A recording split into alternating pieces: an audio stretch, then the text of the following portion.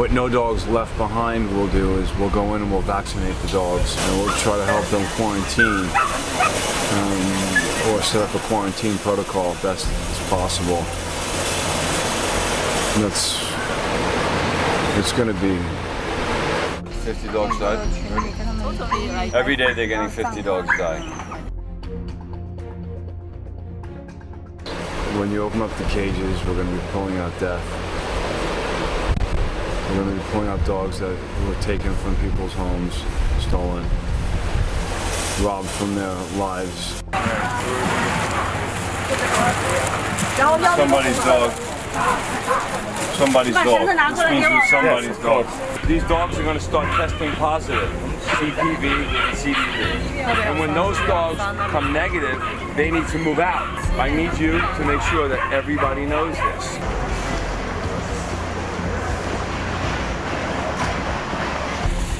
Listen, use passion, use your heart, okay? Because that will win. Maybe we bring in some more tents, big long tents, because something needs to cover them. Yeah,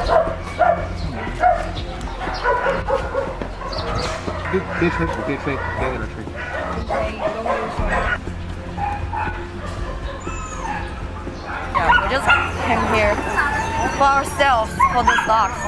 And there's some dogs. They came from home. They stolen them.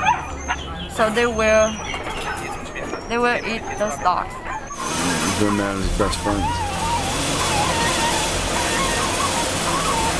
These dogs will be so demoralized, so scared.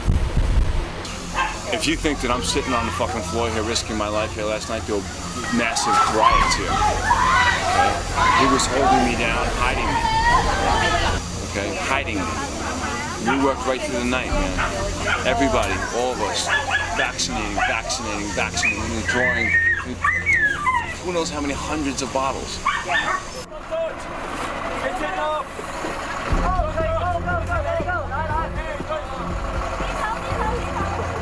Everybody in the cars. Everybody in the cars. Try to start the truck. The only one person here is the person. Move that stuff to the other truck.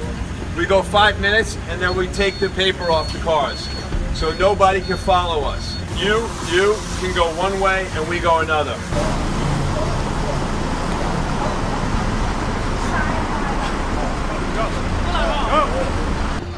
Go. Okay.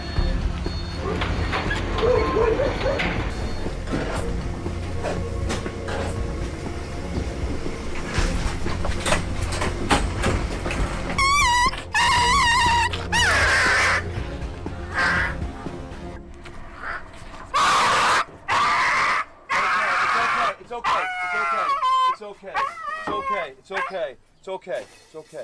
okay, baby. It's okay. It's okay. It's okay. Listen.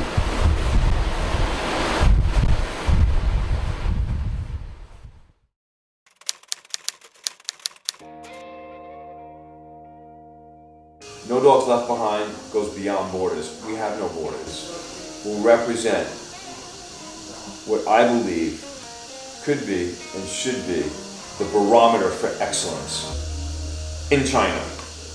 And not just the facility, but the teams that work together. It takes a village, man. We all got to do our part.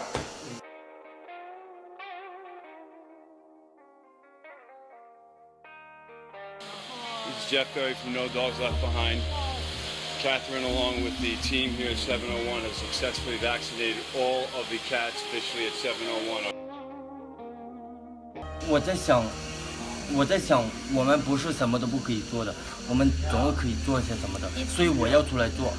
我认为未来会有越来越多的人投入到这个事业当中，然后流浪动物可能就会越来越少，人们会更喜欢这些小动物。我们也会根据其他的国家去学习一些经验来做这方面的事情。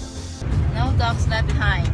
We are sending 25 619 rescue dogs to Dalian, from Guangzhou to Dalian base. No dogs left behind. We are the best.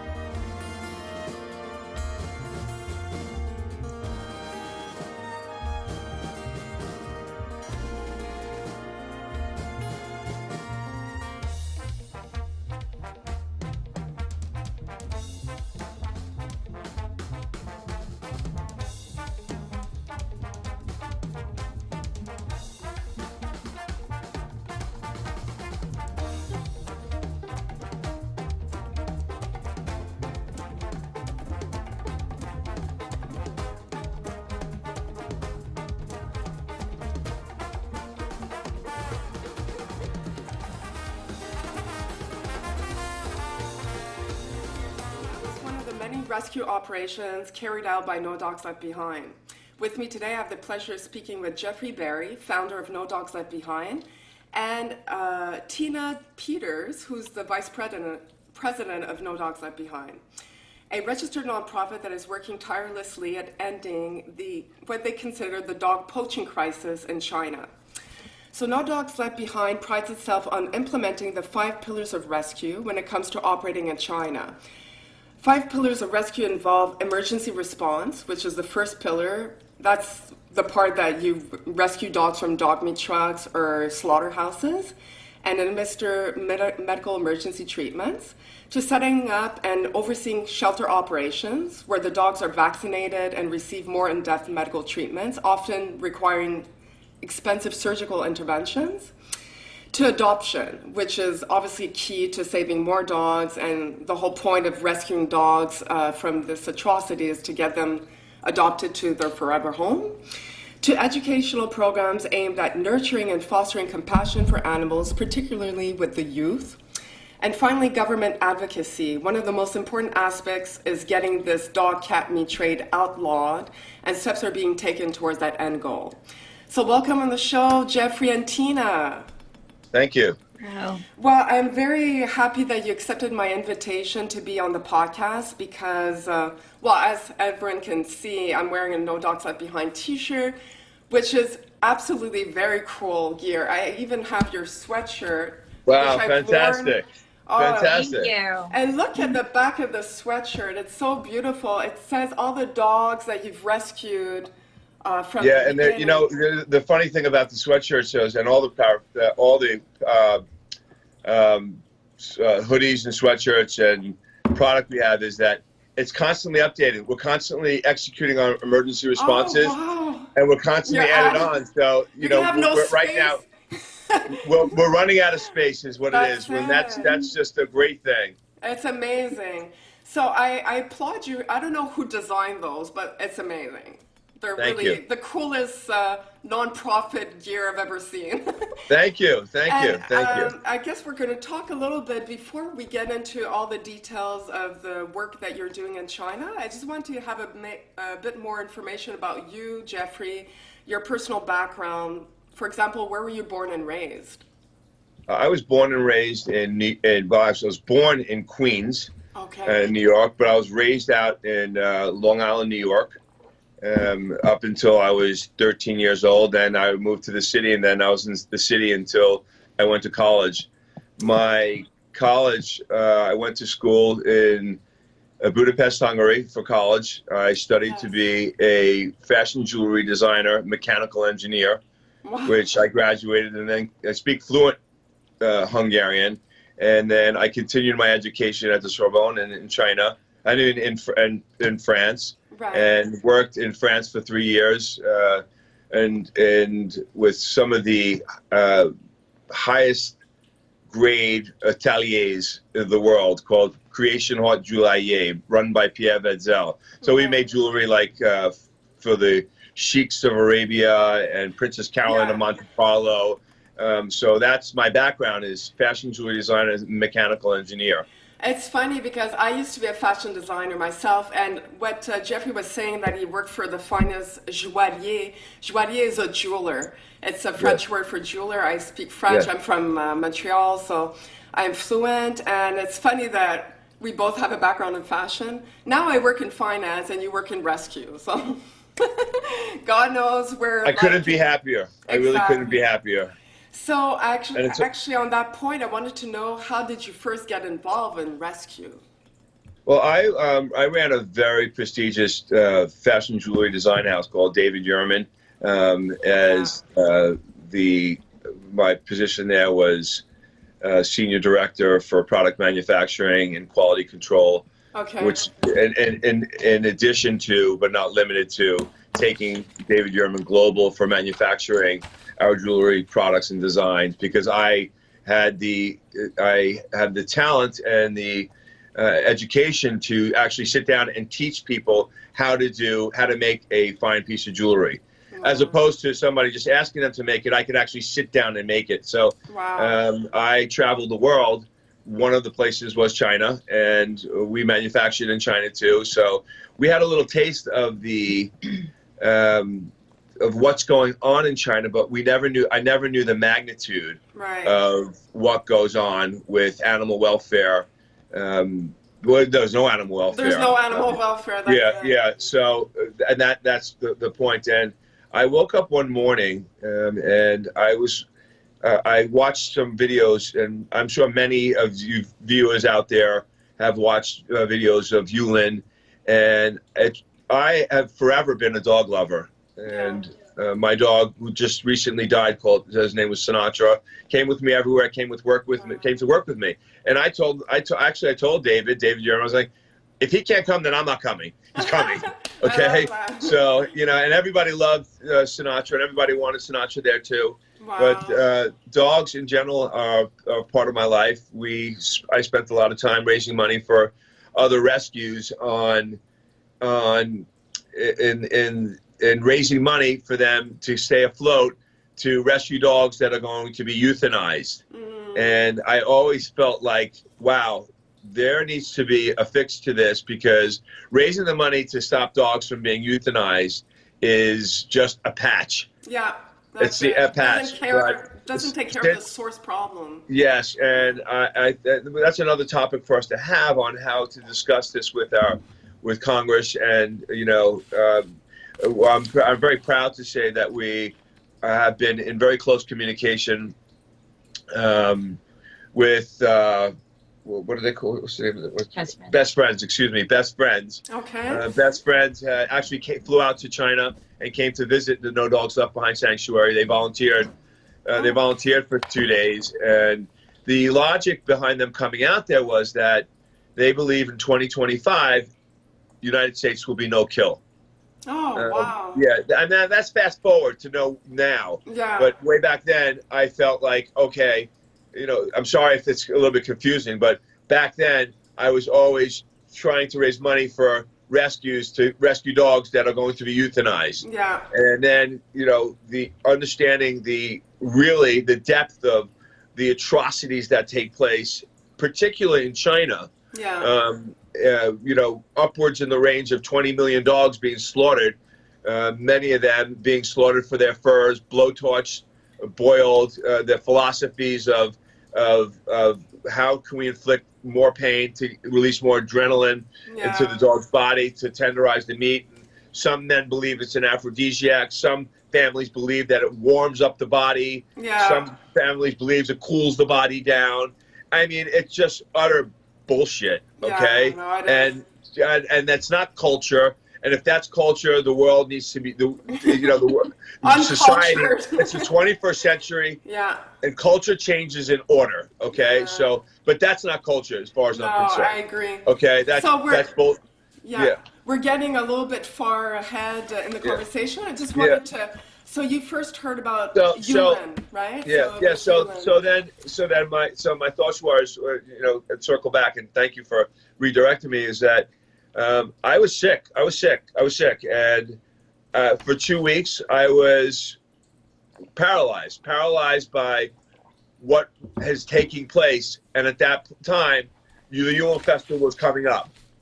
And I decided I'm going to do something about it. And I remember sitting in a room with my friends and, talking about sustainability in general, how important sustainability is, and animal agriculture in general being the #1 cause for the deterioration of our planet. Yeah. I'm saying, wow, somebody's got to do something here. Right. And all my friends looked at me and said, well, okay. Well, I said, you know what? I'm going to do it. And then I hung up my suit and tie and I went and I never came back. Oh, no way. So what year was that? That was in 2016.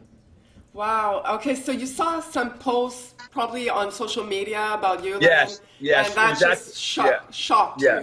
Yes, completely. I feel that it's the same thing for me. I saw Yulin Dogmeat Festival post like 2 years ago only. Like I found out a bit late on this issue, but then I discovered, I thought it was just a festival, which was horrible. But then I discovered it's a everyday occurrence that they slaughter dogs and cats in China. And then it's not just China, it's all across Southeast Asia. So same as you, I was devastated and I felt compelled to do something. And so I started a Facebook group, and then now I've moved on to a podcast. And the whole goal of the podcast is to shine a spotlight on nonprofits like yours and try to educate people on what the issue is, because there's a lot of misconceptions out there. So we're going to be able to go through some of those misconceptions today. So you started this in 2016. You said you went to China.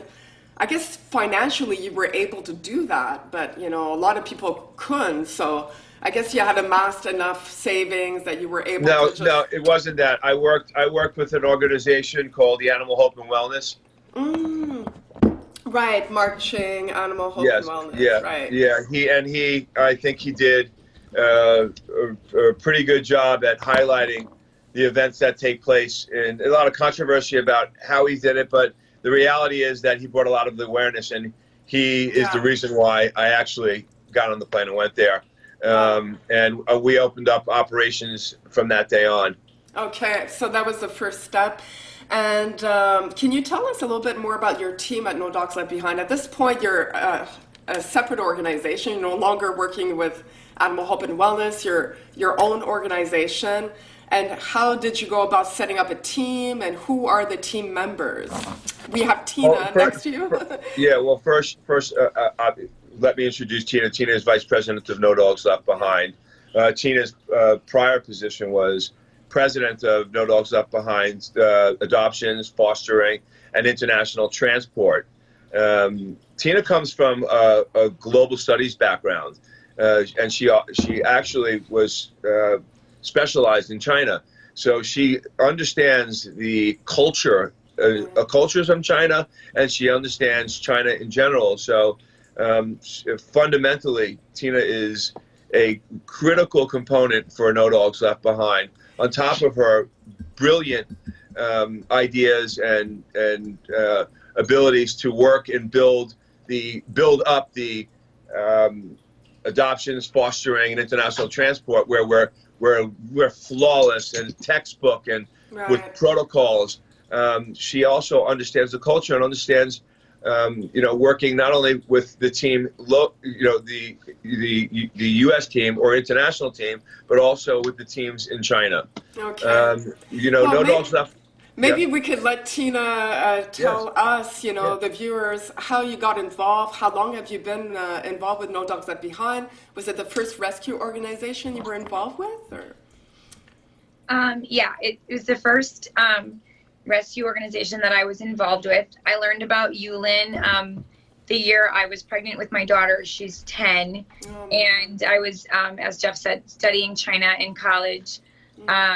And I remember asking my professor if I could read a different book, because I was just like, I couldn't take what I was reading as a future mom, thinking that I was going to bring my child into a world that did this. I understand the challenges and the complexities of China in that they hold 1/5 of the world population of people, and that they are looking for their own form of sustainability in meat production, and that they're choosing to farm dogs and export and poach dogs is related heavily to the fact that cows are herbivores, they need space to graze, and their gestation period's longer.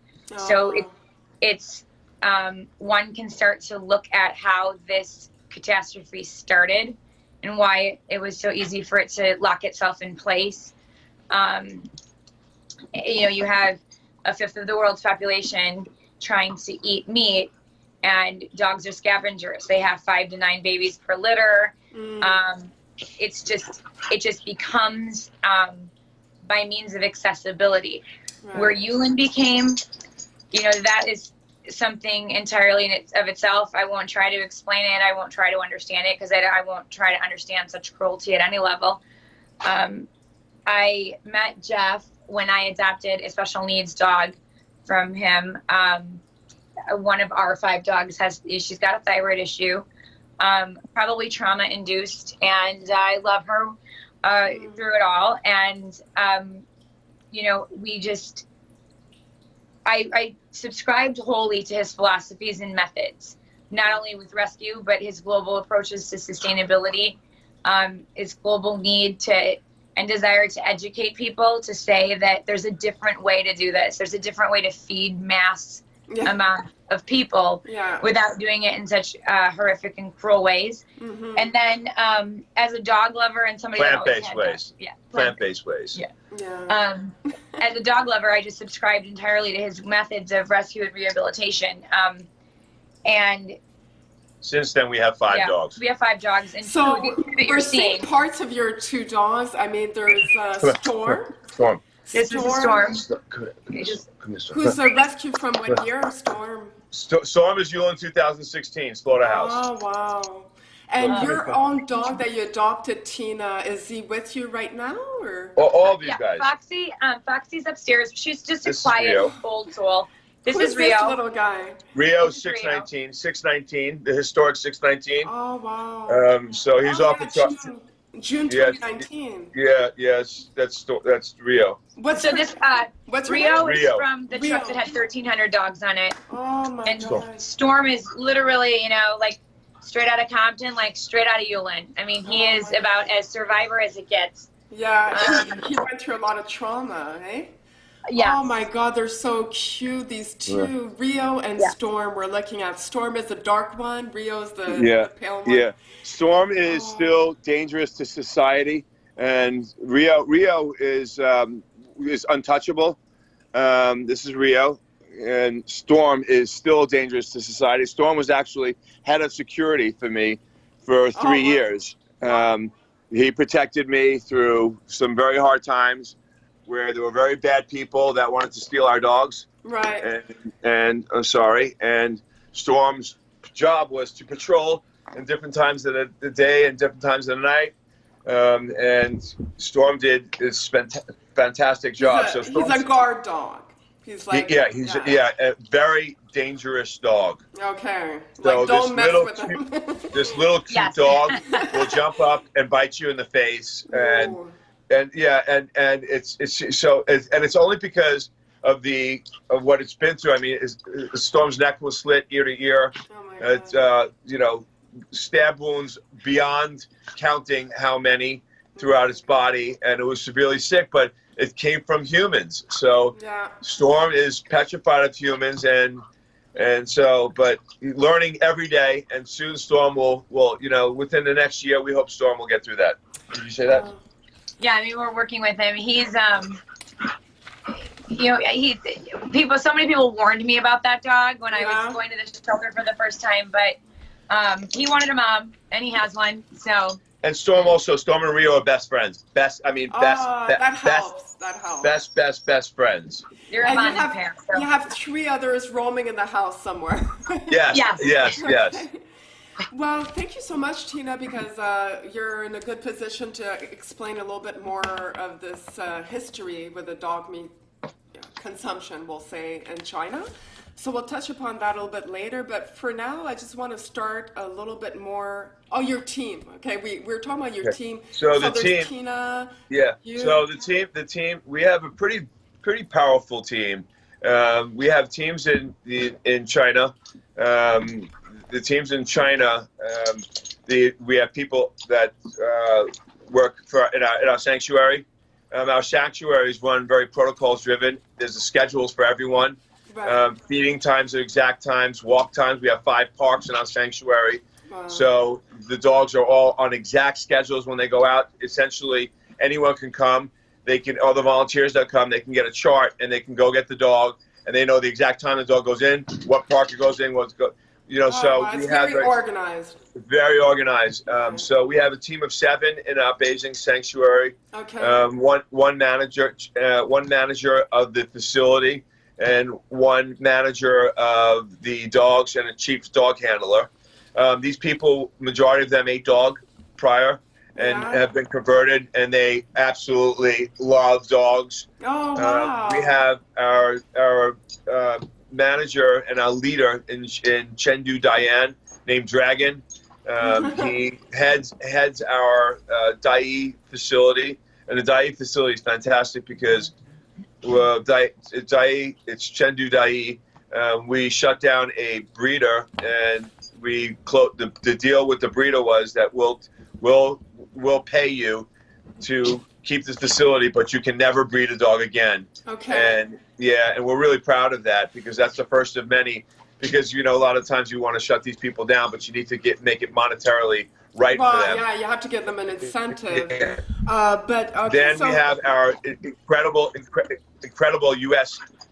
team. Yes. The U.S. team consists of, as I mentioned, Tina, who's vice president of No Dogs Left Behind. Right. We have a vice president of No Dogs Left Behind, adoptions, fostering, and international transport.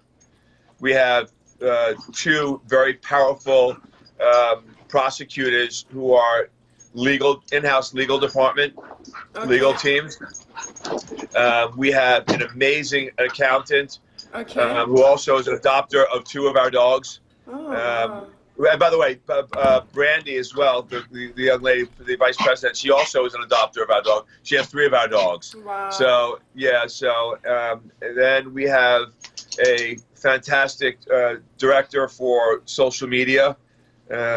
We have our fearless leader, Candy Udell, who has probably saved 4,000, 5,000 dogs in her time period. Wow. U.S. dogs. She's been by my side, and I've known Candy since the 30 years now. Oh, wow. Not to reveal my age or her age, but it's been a long time, That's okay? all That when they were 3. So you may want to bleep that one out, okay? You're only as old as you feel, right? So you feel well pretty young. then I'm 16. All right. There you go. Yeah, so Candy Udell, she's our fearless leader, and she really is quintessential in the relationship. I mean, she runs a extremely successful fine jewelry business that is recognized globally, probably the highest quality jeweler, independent jewelry store. You have a pass, I guess. Yeah. We worked together. That's how we met. Oh, okay. Then we have who else do we have? Who did I miss? And then we have 3 admins, girls who work on protocols, making sure that people are in the right place, right times. Okay. People are. We have a volunteer coordinator. We now have groups of people that when we land with the dogs. I don't know if you watched our last social media feed. Yeah. Well, there's a lot of coordination because people want to help. Yeah. But they need to know where to be and what to do. Yeah. And we're very process driven, protocols driven, checklist driven. Yeah. Okay. That's important. Everybody knows what to do, when to do it, and if there's change, they also know how to react. So we have a powerful team here.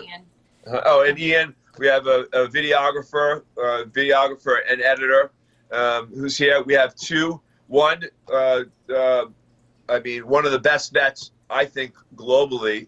His name's Dr. Anthony Beck. He's the one that trained me to be as fluid and efficient with treating infectious disease. And I know we're going to talk about that, but we probably have the lowest mortality rate on a global basis when it comes to treating infectious disease. Wow. But he's in China. He's in Asia. Okay. He's on the board as well. And then we have another lady, Anna, who has her own vet practice here. So we kind of cover all aspects. You have a big team. It takes an army to save dogs like this. So you got your army. So that's wonderful. So now we've touched upon the fact that you have more than one permanent establishment in China. You have at this point 3 or 4? Or? So we have 3 locations, but 2 very powerful locations, Beijing and Chengdu Dayi are the 2 big locations, and Dayi we're going to be building there. So and we need support of even your viewers and audience. I mean, people who really want to make this successful. If we don't have the facilities, so we're going to build a second facility. It's going to be the mega facility, Dayi. So we're going to need support with that. So all hands on deck. And pardon my ignorance, but I'm not that familiar with China. I've never been. I might make a trip but it will be to rescue dogs like you.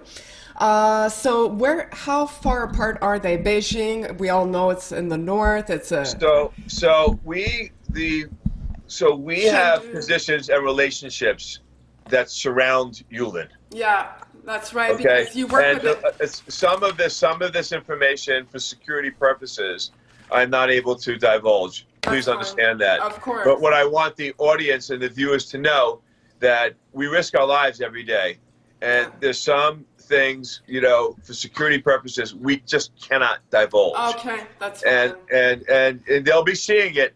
They'll see it at times. They'll see me in locations. I'm very transparent. Yeah. And one of the things I pride myself on with No Dogs Left Behind is we're transparent from the day we rescue dogs until the dogs are in homes. Oh yeah, you're and including my taking the dogs to the homes. Okay, so okay. Yeah, so we kind of surround Yulin. Dayi is 24 hours drive, and I'll be heading out tomorrow, and we'll be evacuating dogs from Chengdu, which is close to Dayi, and I'll be actually evacuating 30 dogs, and we'll be moving some from Dayi to Beijing, and you'll see it happen live. Well, yeah, I know, like, you're often on Twitter, like, you always, share your feeds on Twitter.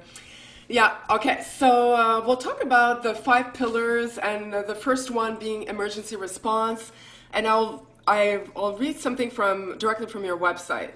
So at this stage, what happens is typically Chinese activists will spot a slaughterhouse with dogs inside. Once they have spotted it, they contact No Dogs Left Behind's ally, Zhangzhou Animal Protection Association Frontline Rescue, or ZAPAFAR. Is that how you kind of abbreviate ZAPAFAR? So that's not totally correct. So okay. I got it from your website. yeah. Well, we've changed, we've grown, and the website. You're 100% right. We need to improve upon our website, which is something that we discussed in recent days. That we need to update some of the information. So you're no longer working with this ally, or? Yes, we are. Okay. We are. But the realities of how No Dogs works. No Dogs Left Behind it works. There are thousands of activists now. Yes. Thousands. Wow. And we have positions in different areas, and we know some of the locations which where we need to get intel from. So we get intel. It's kind of like espionage. Yeah. Okay. We need to learn more about who, what, where, and when. And we don't just attack just because we see a truck.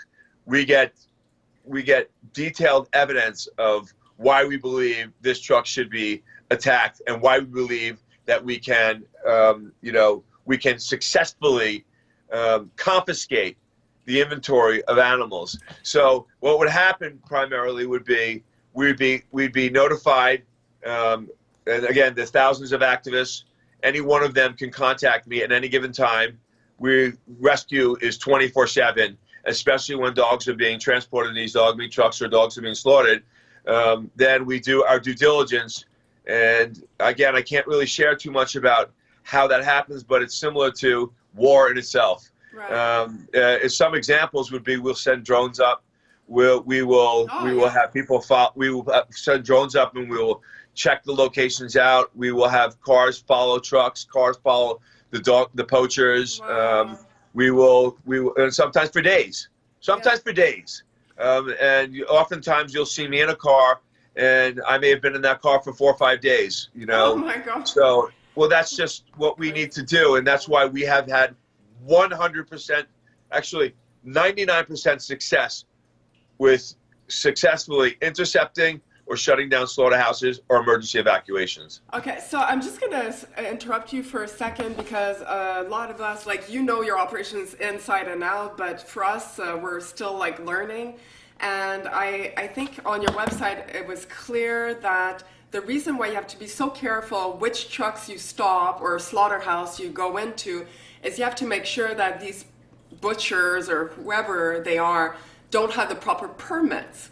Correct. Right? Because that is the premise on which you can ask local authorities for support in arresting them and confiscating their dogs.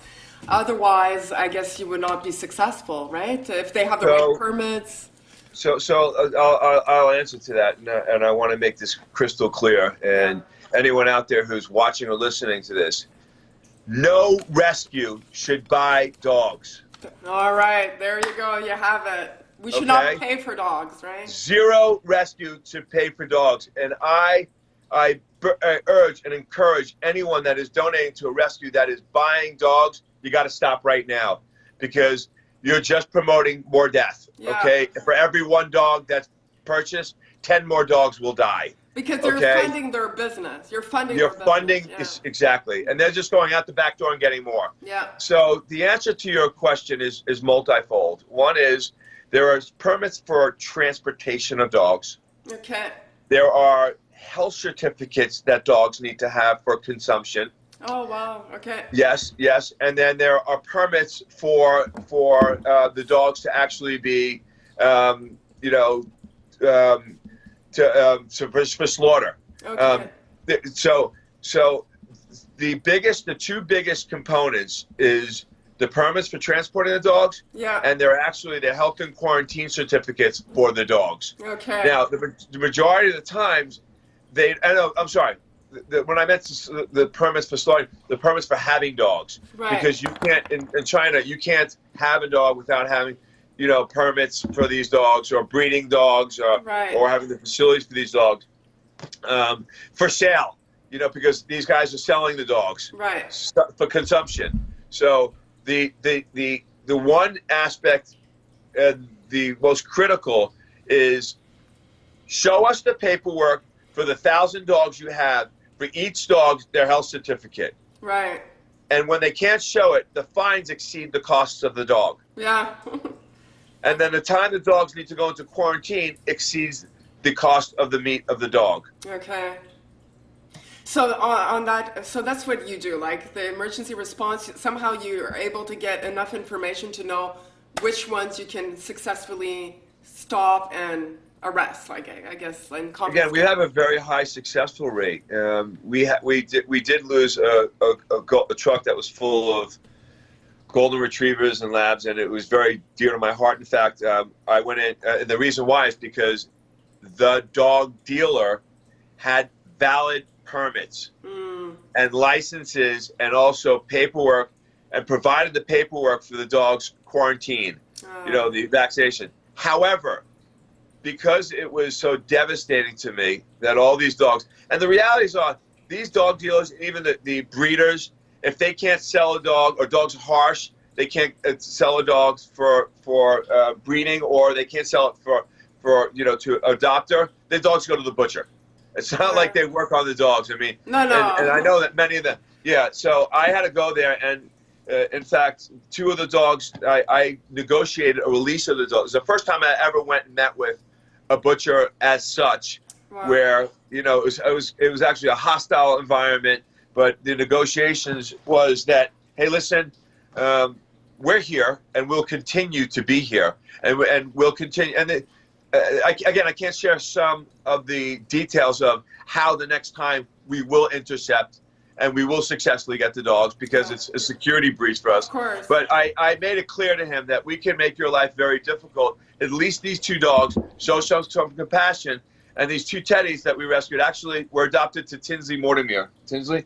Tina's a good friend now. Oh, Tinsley Mortimer, who is one of the New York housewives. Oh, yes, I know her. Yeah, to add to the story, which I think was remarkable, is that it was a very big turning point. It happened on the night of Passover and Good Friday. They happened to line up this year. Oh, wow. And it was just like this kind of divine intervention moment where Jeff was able to rescue these two helpless creatures. And it was 1:30 in the morning when Jeff was calling, and he was like, save them, and they needed names. And I was watching a TV show and named one of the dogs after a character in the TV show. But to speak to the danger that he's in, and constantly in over there, imagine if you were, an American vegan, and you just decided you're going to stop a truck full of cows on the way to slaughter because you don't want anybody to eat a hamburger. Right. That's not going to go well. I No. mean, that's not going to go without aggression and frustration and possibly some hostility. Yeah. And now imagine that you're taking on an illegal cattle farmer who's now going to be subject to fines he can't afford. Yeah. And you're now taking away his livelihood because you're confiscating his goods. Exactly. None of it, the risk of it going wrong is so high in the name of animal rights and welfare. Jeff and his team never stops to save, they never stop. There's never a day off in rescue, as he said earlier, but I always think it's so important for people to know that side of it, that, we're really walking that fine line of putting our founder and our activists, in that position of at risk. They're risking their lives. Yeah. They're going after people's livelihoods for the sake of the rights of these dogs that have none in a country that has absolutely zero animal welfare laws. And it's a tangled loophole of you have zero animal welfare laws, yet you permit and tax people that farm dogs and slaughter dogs and sell dogs as if they were breeded livestock. It's just such a bizarre reality over there. Yeah. And to tackle a country that is 2 and 3 times larger in terms of their volume of slaughter. I mean, they're in the 20 million. I mean, it's like the largest consumption of meat in the world. Yeah, and China. It's like 38 dogs per minute over there are slaughtered. Yeah. And I think the next largest one is like 8 million. And not that 8 million is a small number, but it's still less than half. Okay, but because you touched upon that, we talked about your main shelter being in Beijing. Beijing is not known to consume dogs a lot. And earlier you mentioned often it's the case that dogs are more accessible, it's more practical of a meat than cows, for example. But let's be honest and say to all viewers that China consumes a lot of pork. They have farm factories, they do consume cows. It's really more in remote areas that they have dog meat, like markets. All over China. It's a very grossness. It's a very, having been there myself multiple times, again, speaking to Jeff's danger and the risks that he faces every day, Beijing is the hardest region to operate out of because it's the most government controlled. It is a communist country, and Beijing has more government eyes on it than anywhere else. Right. So being a foreigner over there doing what he does is absolutely more than dangerous and needs to be taken cautiously. At the same time, I've seen it myself just driving down the road to go into town and pick up volunteers. The cages in a farm field with dogs standing in them. The dogs just tied up at like makeshift backyard butchers. It's just real. There's just no other way to say it. It's just real. It's there. And if you don't believe me, I will sponsor your ticket to come see it. I mean, it's just real. Okay, so you're saying it's all over. It's not just like remote areas like Yulin. It's really all over. No. Yeah. Guangzhou. I mean, it's all over. I mean, it's obviously some more than the other, but in the cities, and it's less. But it's bad. It's really bad. Okay. Really bad. Well, that's good to know because a lot of guests I've had on the podcast, they were saying it was not like the torture, for example, the torture aspect. They said it's not as common as we would, think. A lot of the videos that were portraying dogs being butchered and Yulin Dog Meat Festival, it's very violent, and they said it was more isolated cases. What would you say to that? Like, is it a trait that is laced with brutality and violence? I guess it is, I have a girlfriend who ran a very successful company out of China who went over there and, to her horror, had gone into a restaurant there. She lives in our neighborhood, actually. And much like you would have at a seafood restaurant, like a lobster tank, there was a wall with glass windows and dogs inside. And they pulled back the curtain and asked, which dog would you like? And they would just take it to the back and club it. That's just like, it's part of their dietary normal consumption. The way we would go to I shouldn't say we would not, but The way some people would go to a fine seafood restaurant and pick the lobster out and they take it to the back. Yeah. They do that with dogs. Yeah, same thing in the markets. It's Same thing in the markets. And let me just tell you something. Let me just tell you how how bad it is. One may think, and that first of all, there's no humane way to slaughter an animal. Okay, but and we're not going to end dog consumption overnight. No. We're going to fight. Yulin is going down very soon. Right. Okay, in the next couple of years, by 2005, if not around there, it's going to be over. 2025. Sorry, 2025. Wow. If not, then within the years after, or maybe even before.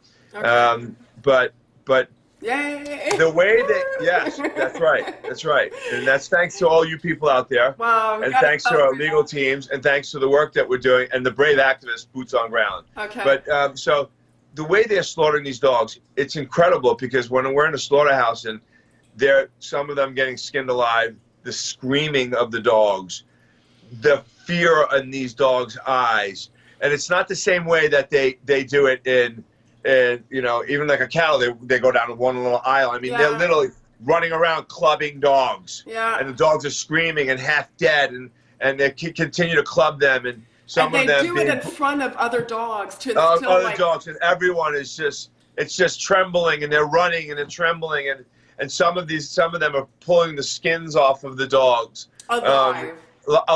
And I mean, I'm not going to show the audience, and we've talked about it, and Tina does not want us to be showing these type of graphics. We take it to, we show, not graphics as such, but we show, some of the ways these dogs are handled, but what we see and what we have to endure, no human,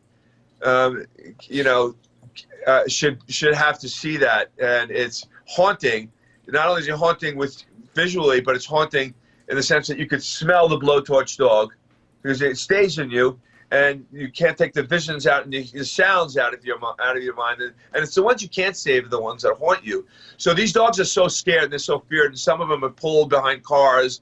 Even families pull their dogs behind cars until they're dead, just about dead, or just about bludgeoned, and then they slaughter them, because I mean, it's just this whole philosophy of getting these dogs adrenaline flowing. It's just maddening.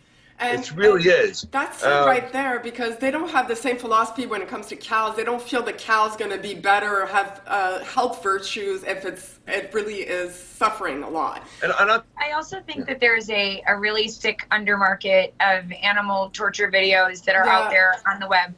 And I know that the Ukraine is very, a lot of them come out of the Ukraine. And I do suspect that a lot of them come out of China. I don't think that every time you're seeing a dog tortured in an Asian country or Chinese by a Chinese person that it's necessarily part of dog poaching. I do think that some of it's filmed for undercult, for sheer undercult, dark animal cruelty entertainment, which sickens me beyond.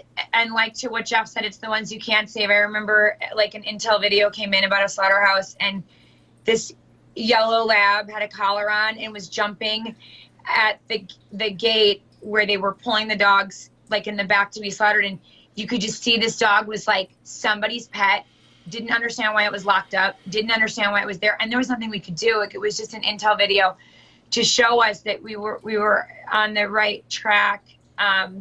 There's nothing I could do for that dog. There's nothing I could do for that dog. Yeah. I can't unsee it, but I can. She gets very emotional for this, because definitely work my hardest to make sure that any dog that does get out, especially those ones where Jeff has to cut the collar off, that we name them and get them a family as soon as possible. Yeah, because they were family, they were from a family. And so that's part of the problem, is they steal them from backyard, they steal them from families, and we've all seen the pictures where they strap a dog to the car and they just drive off with it. I mean, it's horrible. So okay, at this point, China eats a lot of meat. They eat cows, they eat pigs. We know they eat pigs for sure, and they eat dogs. Everything. They eat everything. Anything. They eat everything. They'll eat your mother.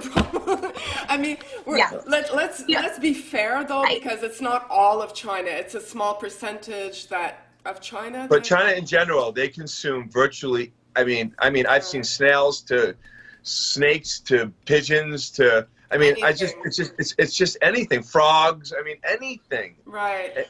You know, and my son's a marine biologist, and he's working with NOAA now, and his writing Endangered Species Act, and he said that. I mean, he used the word they're raping the oceans, and that's horrible. in 20 years, there are no more fish left. I That's know it. it's so disconcerting when you. So it's not just dogs.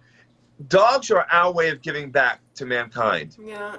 Dogs are our way. We don't believe that animal consumption is okay.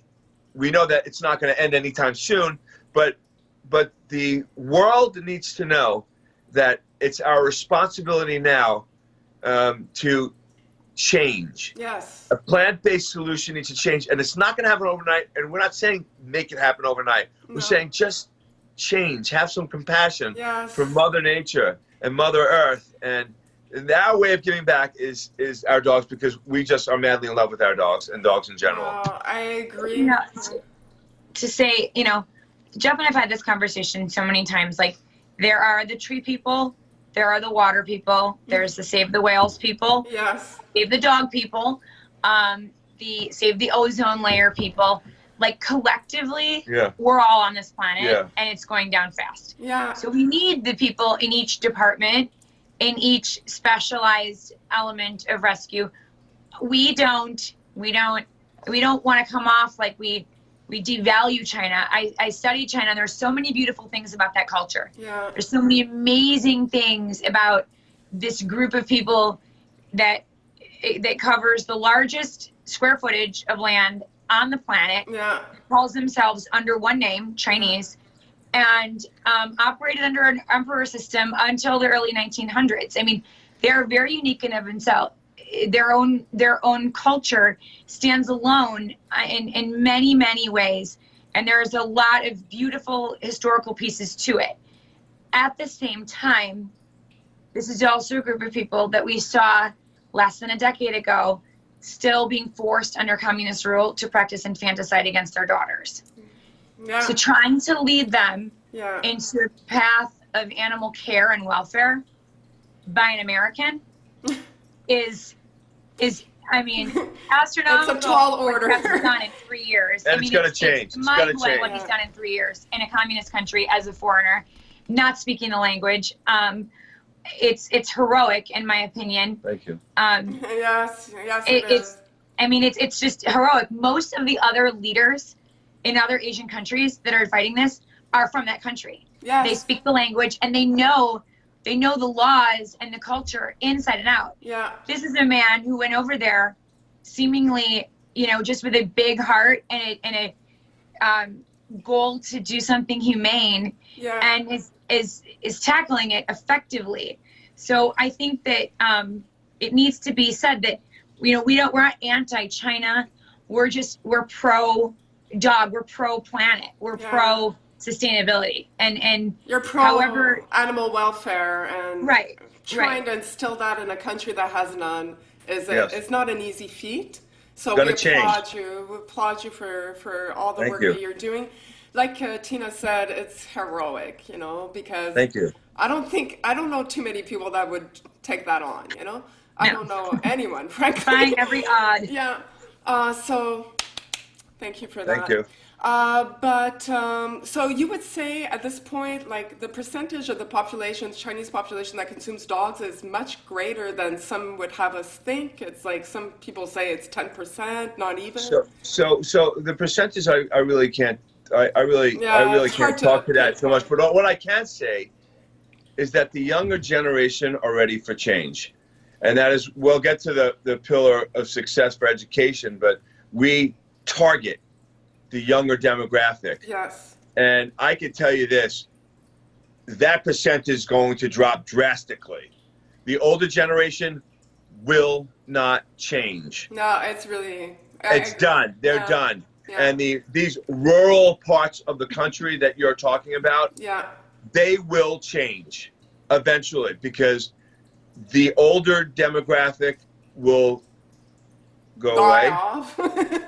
I don't want to say that, but yeah, that's the right way to put it. Actually, the younger generation is our fiduciary responsibility to teach them about dogs. So many kids come into our sanctuary that have never touched a dog, scared out of their mind, and leave there where they are crying because they just want to see the dog again. So that's that's what I have to say about that. Well, that's wonderful. So let's talk about that because you've instilled some educational programs at your shelter in Beijing.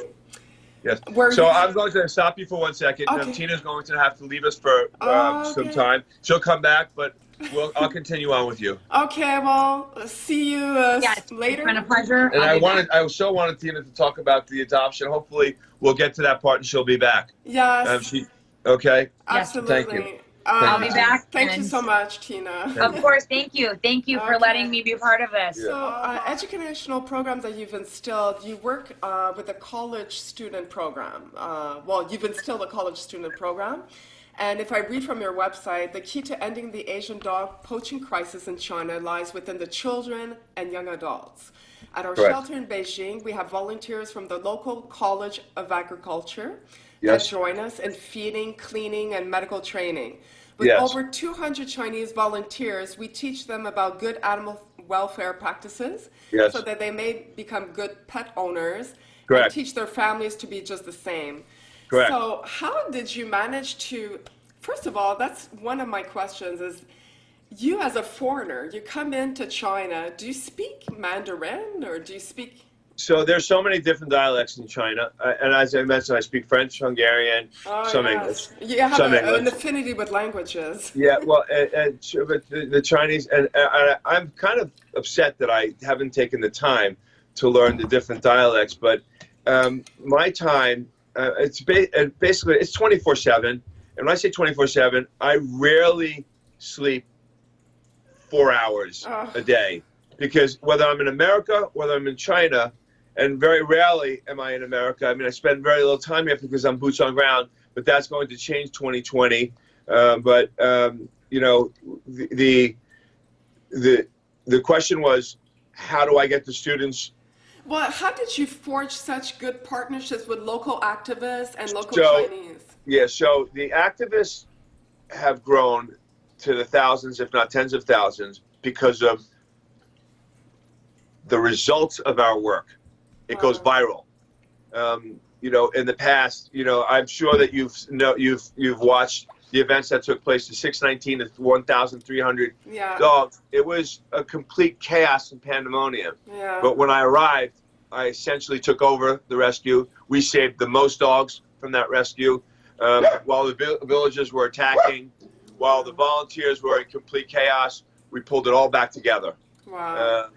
And what happens when you do something like that, and then the next rescue, when the dogs come off the trucks, we're already prepared, and then we set up 10-tier quarantines, and then the dogs are living, and, you know, at that rescue, you know, dogs were dying, 50, 60 dogs were dying a day. Oh my God. And then the next rescue, you know, we pull it all together, we stop the spread of infectious disease, you know, and you know what happens is that the volunteers and activists, when they see these dogs dying, it's debilitating, and it's demoralizing. Yeah. And when they see the dogs living and getting better, they're it's like, uplifting. yay! And it's yes, and they're cheering. Yeah. You know, and they're running over with the dogs. Please help this dog, and they're crying, and we help it. And then they come back.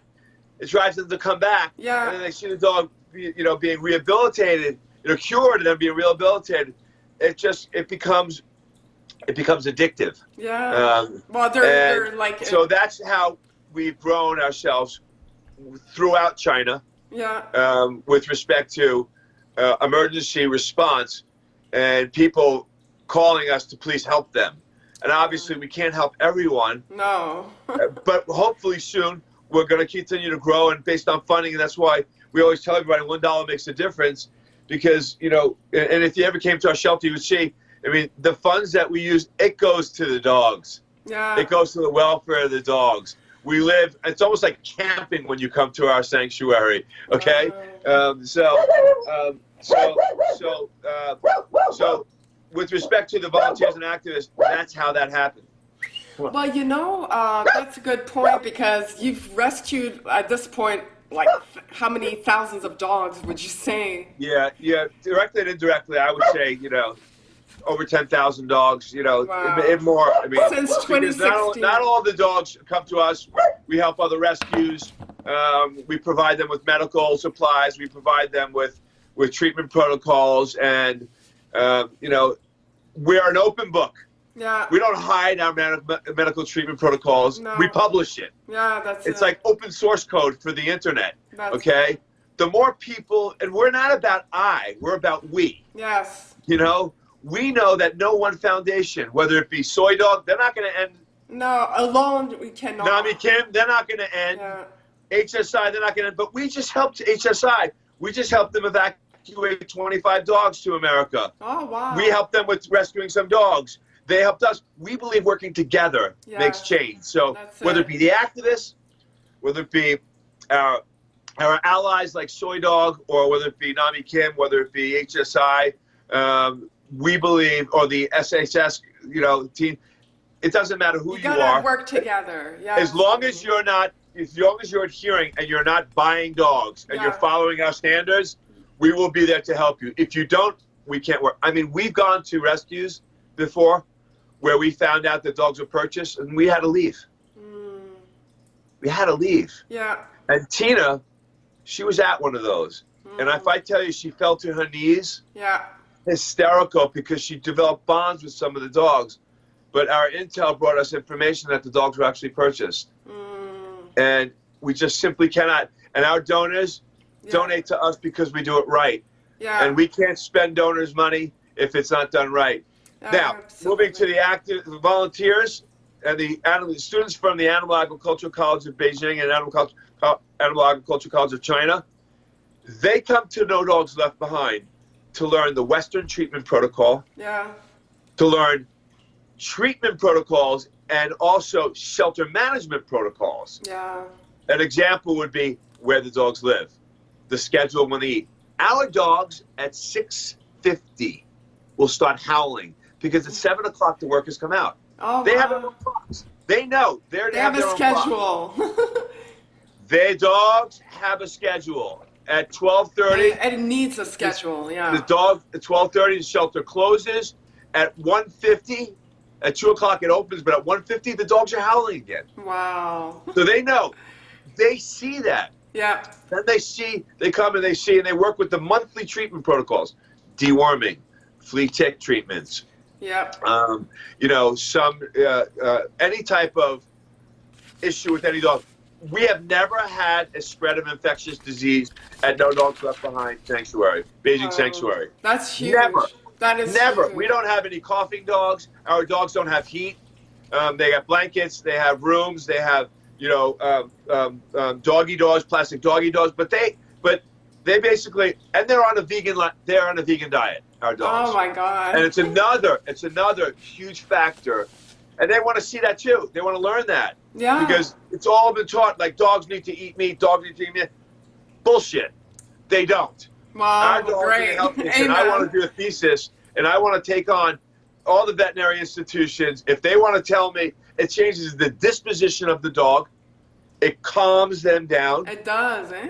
And I 100% am convinced that it improves their health and provides them with a great dietary well-balanced diet.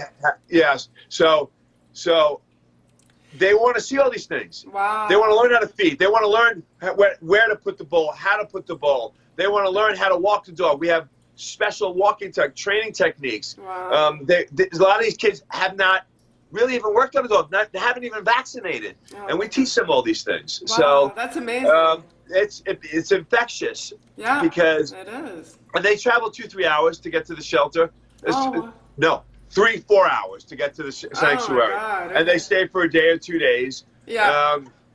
Then there's the kids. There's busloads of kids in 5th grade. Wow. from the Harrods School. And they come. 5th graders and 4th graders and 6th graders. They come. Some never touched a dog before. Wow. And they lead, and they want to come. They can't wait to come back.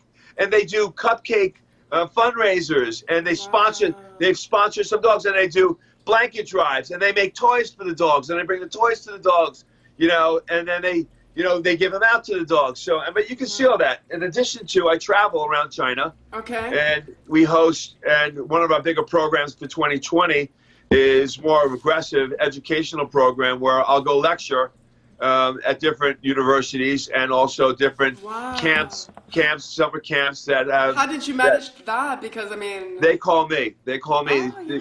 Again, whether it be Vshine is an amazing, and Vshine works directly with HSI.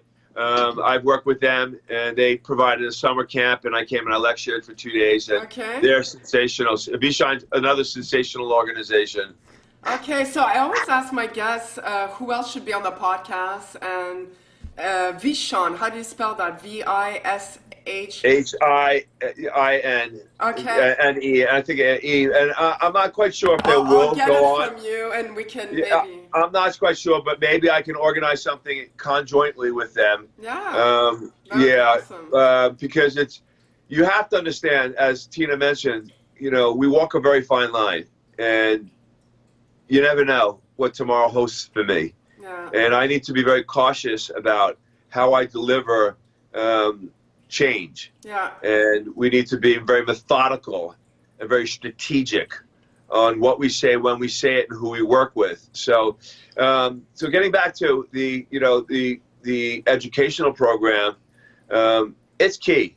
It's key to the future success, and it's happening. It's changing minds, mentalities, and it's teaching kids that dogs are friends. Like it's man's best friend, right? They get to learn the dog, and then they just like, oh my God, I got to tell my mom they can't eat the dog again. So something they were scared of, they learned to love and embrace. So that's the key. Correct.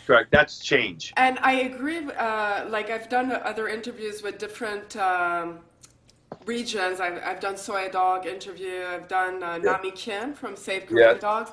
And she echoed your sentiment that it's really the old generation. They will not change.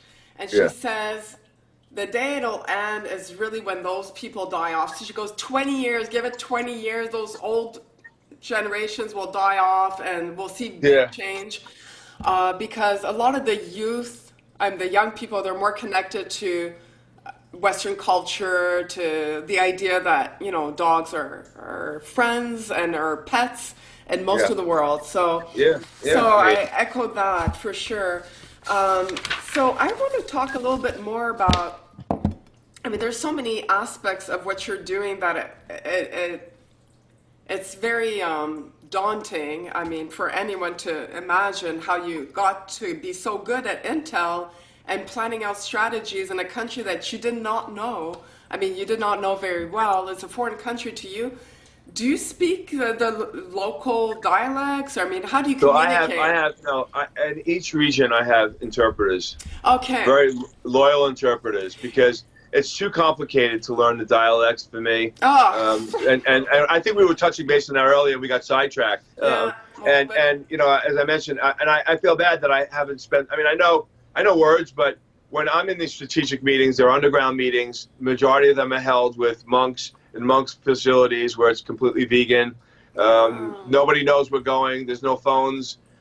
We have strategic meetings where there's no filming. There's no so conversation needs to be, and the dialect needs to be, because I can have my translator in Beijing will not understand what they're saying in Henan. Oh, that's it, yeah. So you got to be careful with that, and that's part of the success I have, is surrounding myself with the best of people. Right. And you can't have confusion.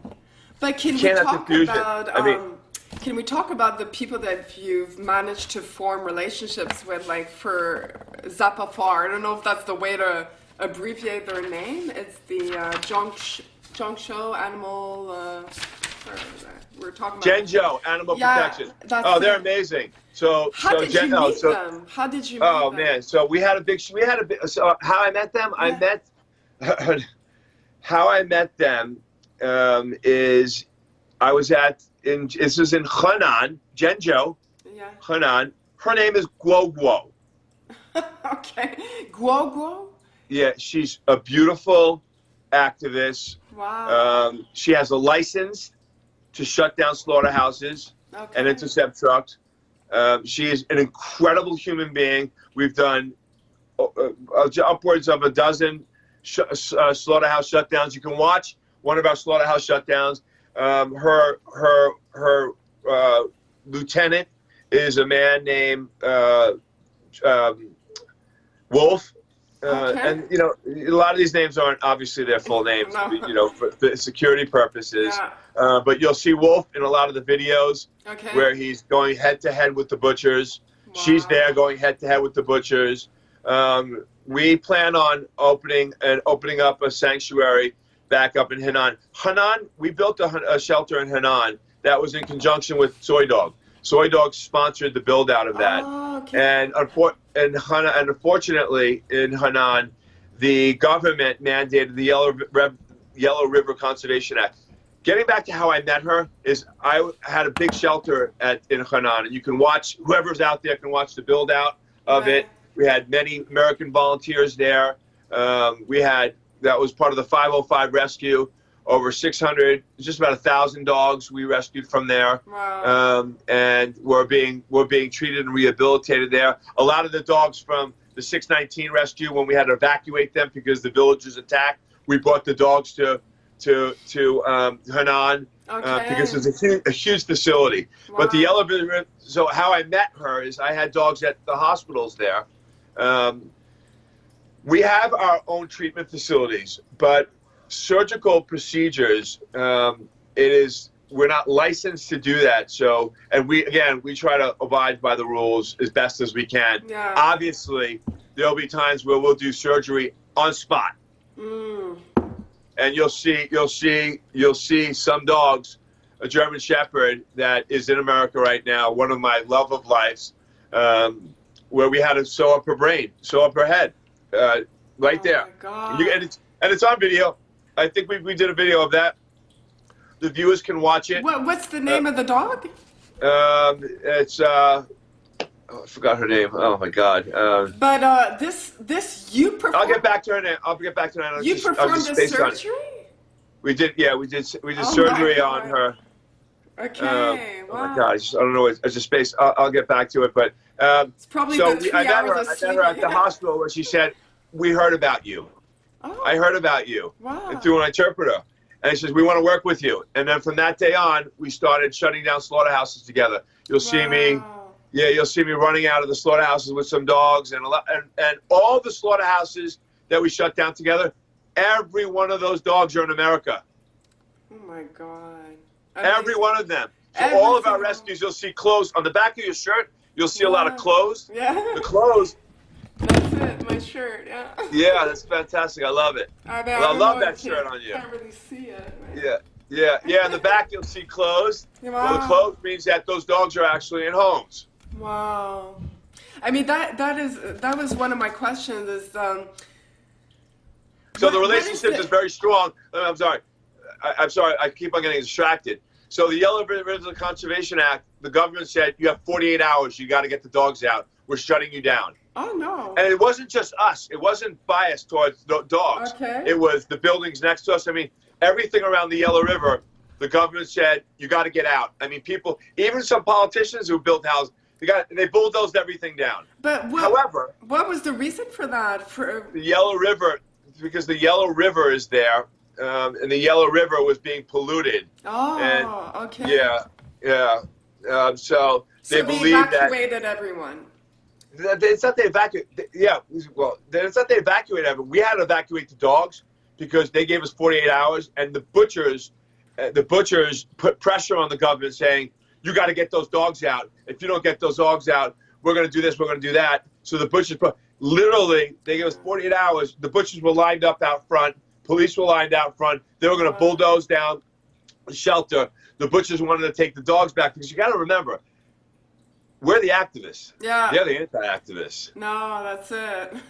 Okay? They want their dogs back. Yeah. They paid for that. They want a reason to get those dogs back and butcher them. So long story short is that they bulldozed down everything that's surrounding it. They left the sanctuary open, meaning they didn't bulldoze it down. Okay. So, but they're not yet allowing us to go back. And if they allow us to go back, we're going to be doing this. We're going to be composting the manure, the poo, and we're going to be doing it in an extremely sustainable manner. Right. We will re-engage with the Zhenzhou Animal Protection Association, but they are amazing partners with us. Yes. Logo is an amazing woman. She's beautiful. She's kind-hearted. She's a true activist, and she's a badass. Oh, she's a badass. No. And let me just say this, that the 5, let's just say, most powerful activists are women. Oh, I love it. Yeah. Of course. Yeah. Women Yes. rule the world. Well, you know something? You know, I'm telling you right now, they are the dominant force in rescue. They're very powerful people. Yeah, no, they seem to, but it's funny because in America, I think it's the opposite. I think a lot of the people at the head of rescue organizations are men. No? Anyways, you're the one. No, you're right. But the answer to your question is we have a very strong relationship with them. They're waiting for us to come back. We want to come back.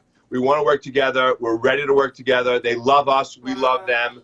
And you form right now a very good team together. Like yes, we're a sensational team together. And with the Dayi base and the build out, if we can get it built out the way we want it built out, which hopefully the funding will be there, we'll be able to essentially shut down slaughterhouses in the Henan, Zhenzhou area, and then move the dogs to our Dayi base. Oh, okay. So that's where you're in 2020. That's the facility you're building out. I'll be there in 2 days. So you essentially will see me live there in 2 days. Tomorrow.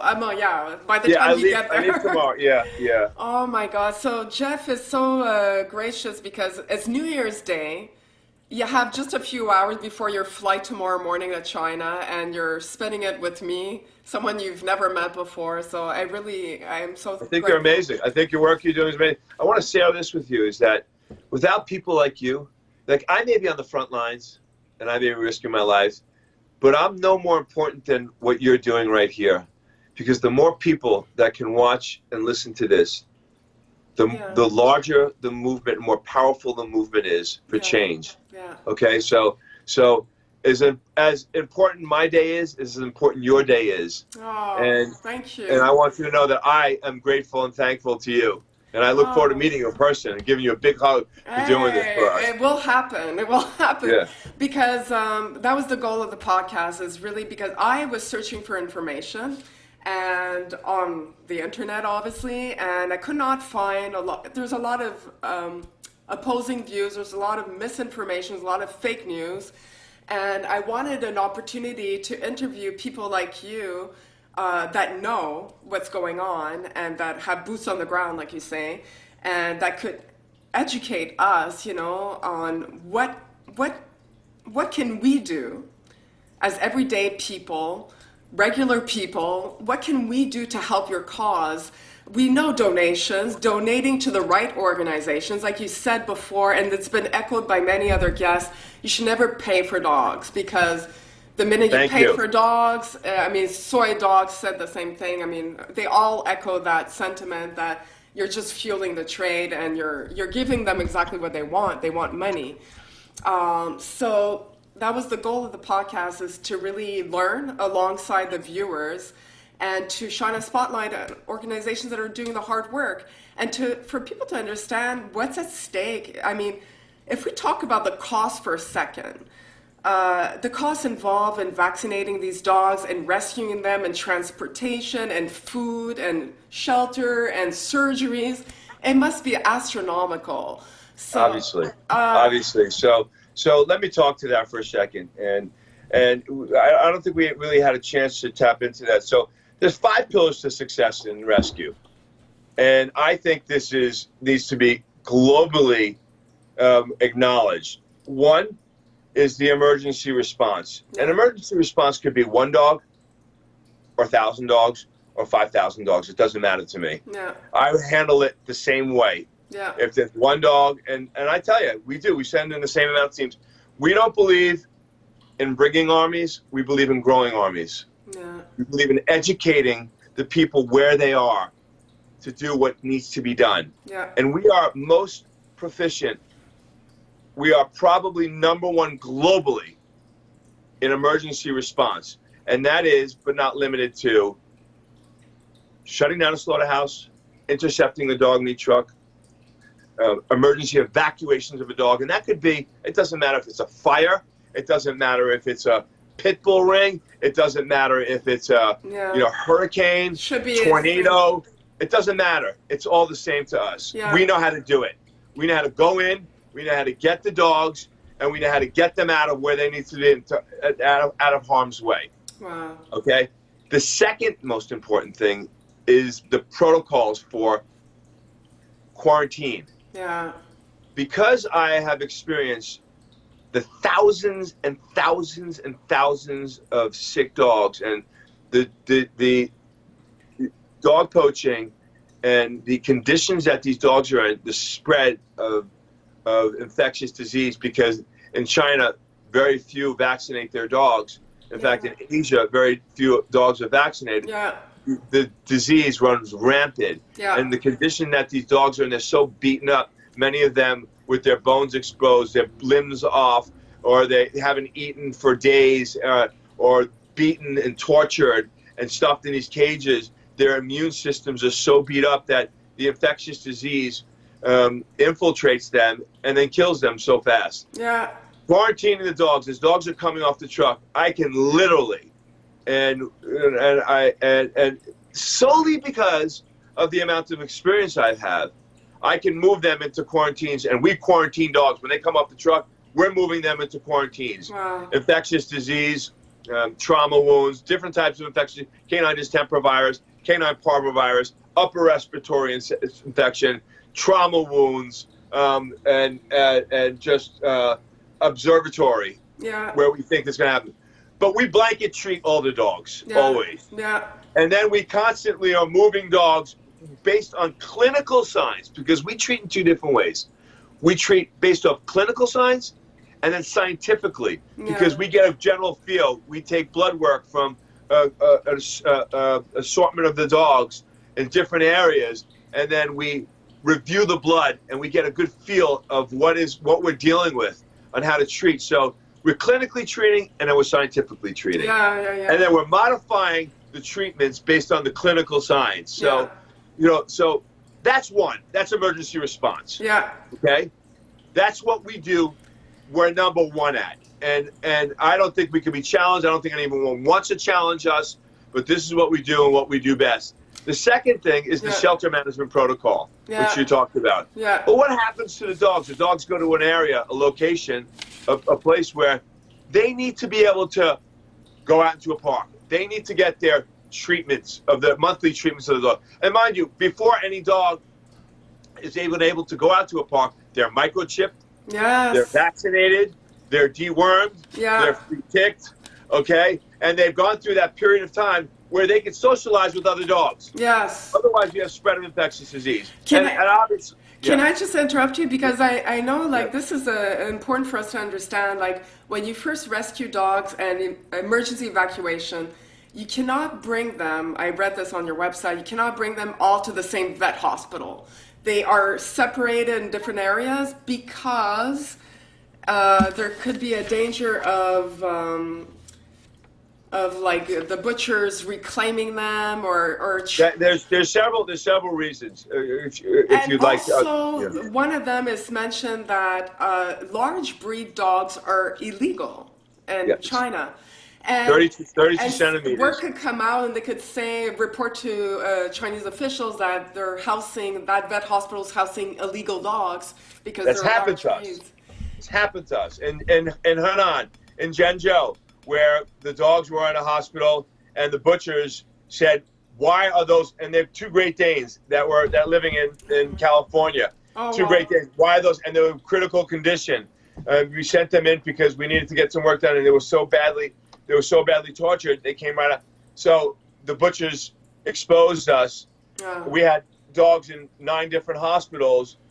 We ended up having to evacuate these dogs at night. Oh. Okay? The police came there and said, if we find the dogs, if we see those dogs out, we're taking them.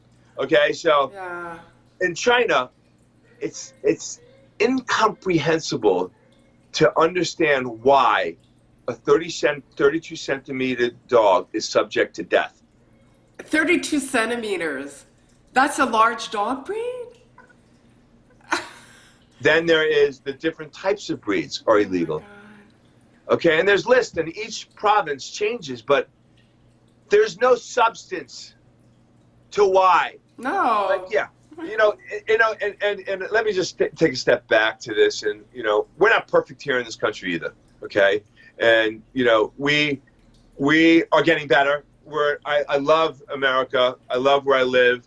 I love the fact that we just issued new law saying that it's a felony for animal abuse. I love we have no-kill states that are coming about. We are the #1 country in the world. Yeah, that's America, as far as I'm concerned, the #1 country in the world for animal welfare, and we keep on getting better. And other countries are growing. Other countries are getting better. New Zealand has no-kill. I mean, it's just I'm so proud of all the partnering countries and what we do. But then you have the pit bull, and I have a pit bull, and he's a baby. Yeah. He's a baby. Yeah. Okay? And I can tell you this, I can get bit by poodles. Okay? Yeah, for if sure. a pit bull bites you, just takes a nip at you because he's playing, oh my God, I got bit by a pit bull. Okay? Yeah. So we have our own stick, but reality is in America, all dogs have the equal rights to walk around. I don't understand, and this is another legal component my teams will be addressing, is tell us why a 32 centimeter golden retriever, the nicest dog, the dog that's walking your blind, that's walking the blind, and the bomb sniffing dog, the Malinois that's saving millions of people because they're sniffing out bombs, and the beagles that are sniffing out drugs and getting drugs off the street. That's a small breed dog, but the bigger dogs, why? There can absolutely be no logical reason why it is okay for them to say that dog's subject to death.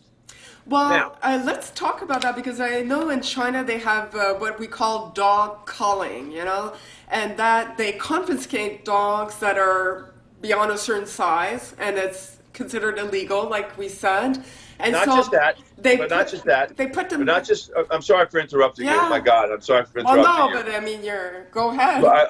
You have to hold your thought. I'm interrupting you because it's not just that. It's also people who have their dogs off leash, walking their dogs at the wrong times, and don't have the proper documentation for their dogs. The proper permit, And you know what? Most of the people, they won't go back and get the dog. Some of the people that are animal lovers, they do. But why are these dogs punished for human behavior? Okay, that's another one. But so a lot of the rescues we work with in Chengdu and in Ya'an, many of the dogs are dogs that are pulled from the street that are cold, that are going to be beaten by the police, because there are the good police too. There are other people say, okay, you guys want to take these dogs, take them to your sanctuary, shelter. So it happens too often, man, where these dogs are getting beaten to death, and it's senseless. It's senseless. It breaks my heart, and that's going to change. It's going to change, Jade. And I want all you people out there to know, No Dogs Left Behind, along with its allied forces, are leading the way to make change. Don't lose the faith. No, we can't. Or else we can't get the job done that we're doing. No. And we're going to end this. We are demanding the rights for the voiceless. We are their voice, and it will be heard. And change is coming. You have to keep the faith. Yes, I mean, if you don't have hope in your heart, you cannot do what you're doing. I mean, you're putting your life at risk. Why would you do that if you had no hope that change was going to come? Correct. But How have you? Okay, I want to mention something because I saw on your website that you're talking about government advocacy, and Yes. in 2020, well, in 2019 actually, you doubled up your efforts on the legislative side. And now you have a team spearheaded by a lawyer who spent 25 years of her career prosecuting Colombian and Mexican drug cartels and their leaders. In her words, the Asian dog poaching crisis is just like the drug trade, and the dog poachers are just like the drug cartels. Yes. Take the profit out of the business, cut off the money, crack down on corruption, and the trade will disappear. Yes. I mean, I love that. That's my team, and we have two of them. And again, we surround ourselves with the best of breed people, and we're all digging in, and we are this goes back to security breaches for us. We have a multi-tier attack at No Dogs Left Behind. It's not just my intercepting the dog meat trucks, shutting down the slaughterhouses, growing the activist base, but internally in China and externally, global pressure, internal pressure equals change. Yeah. No Dogs Left Behind is assisting boots on ground to make change in many different ways, including but not limited to providing the tools needed to fight for change. Yeah. The first of many animal welfare laws, and it's coming soon. Oh, can you speak a little bit more about that? I really can't speak more about it, but we are. You're making progress. You're making progress. We're very confident in the work that we're doing, and the evidence that we're posing. And mind you, there are no legal butchers. There are no legal butchers. No. There are none. What do you mean? There's no animal welfare laws. No. So it's the 21st century, and change is in order. Yeah. And it's going to happen. So, but it can't happen by itself. It's not going to just happen because we're fighting the butchers. It's going to happen because of a multi-tier attack.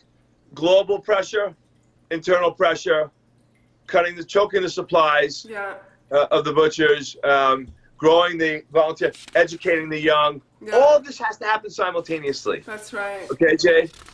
But, okay, because I guess, I don't know if we're going to be able to cover the adoption process. I wanted to... Well, that's one of the most important, that's the most important. That's the most important part. But I mean, for me, it's all important, but getting these dogs into forever loving homes, and these guys, the dogs walking the streets as ambassadors, they're all ambassadors. Yeah. Every dog that walks the streets anywhere in the world that we adopt out to, they are walking and telling the story, and they are the voice for those other voiceless, because every story's told, and it breeds awareness. Yeah, that's right. So we can't save dogs. We can't continue to save dogs if they don't get into forever loving homes. No, but I guess you mentioned earlier that every single dog that you managed to rescue has found a home. Is it mostly the U.S. that adopts them out, or like? Yeah, a majority of our adoptions UK are as in the well, US. or do you work UK with some dogs. We're not that.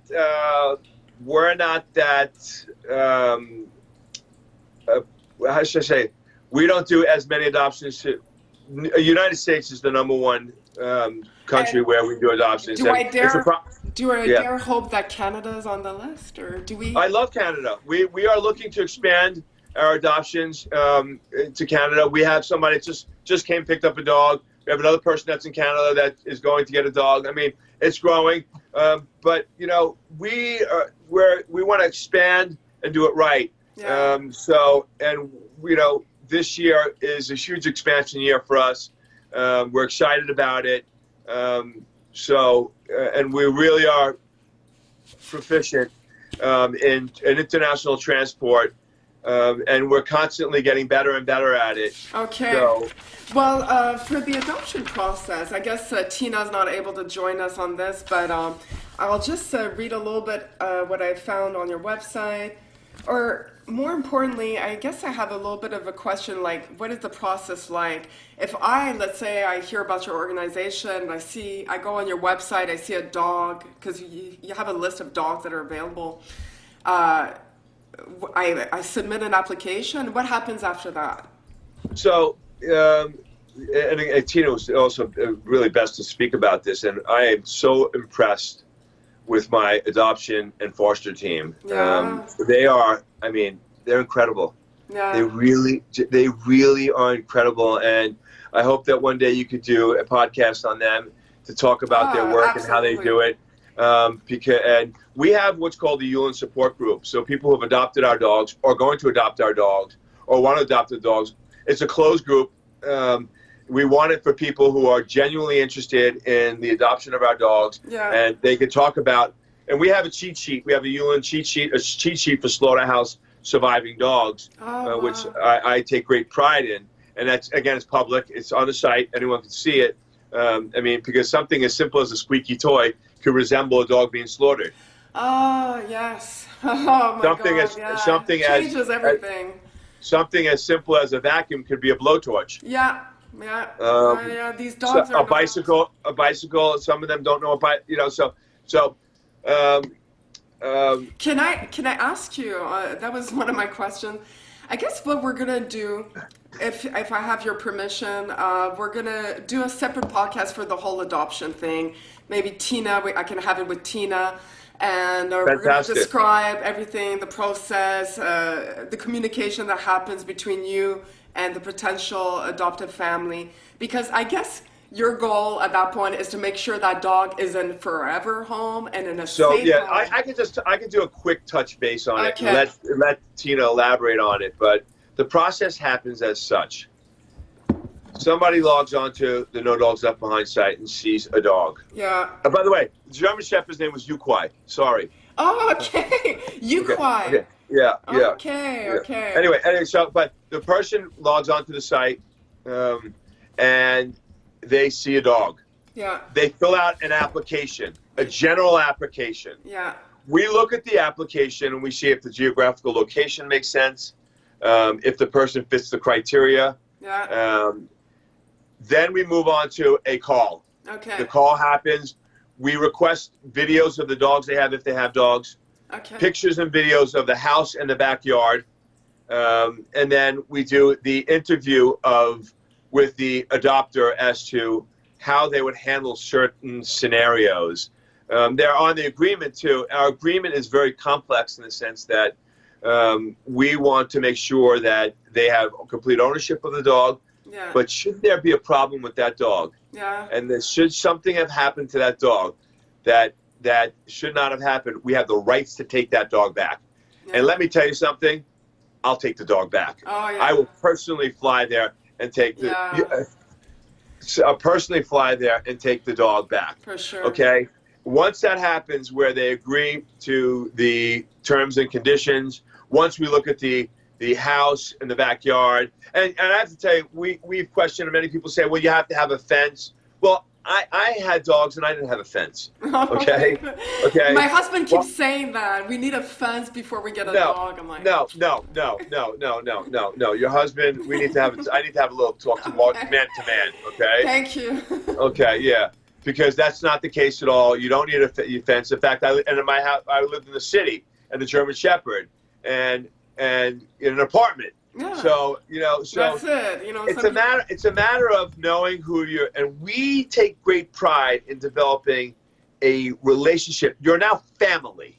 Yeah. When you adopt one of our dogs, you're family. That's just part it. of it, You are part of the family, and we talk about what happened. And I oftentimes get on the phone when I rescue, because I know every dog, Jade. Everyone. Yeah. Everyone's in my hands. Yeah. Everyone gets time from me. I may not remember every name, but they all know me. Yeah, okay? Because you and risked your life to answer for your them. question, you mentioned a question before. Not all dogs are ready for homes. I mean, you watch a video of Lion. Yeah. I don't know if you watch it. He put me in the hospital. He gave me 375 stitches. His name's Lion. Oh, my God. Yeah, attacked me. And now is eating out of my mouth and eat out of my hands. God. was ferocious. I mean, there's a huge story behind that, but Lion. we have no dogs left behind means no dogs left behind. Yeah. We have never euthanized a dog for behavioral issues. We work with them sometimes a year, some dogs 2 years, and I'm finally able to touch them and pet them. Wow. So with time, it does come around. With time. And some dogs may spend their life in a sanctuary. Our sanctuary is beautiful. They have 5 parks. They have times out in the parks. They have their own homes. Wow. They have great treatment. And, you know, we obviously want every dog to get into a home. Yeah. And the more dogs that get into a home, people out there, you need to know this, the more lives we could save. That's it. Amen to Okay. that. Yeah. Yeah. That's So the I end wanted goal. to. So that is the basic. And then I think you need to speak with Brandy and Tina. Tina's president. Learn a little bit more about some stories. Yeah. We may have had 3 dogs that we had to rehome.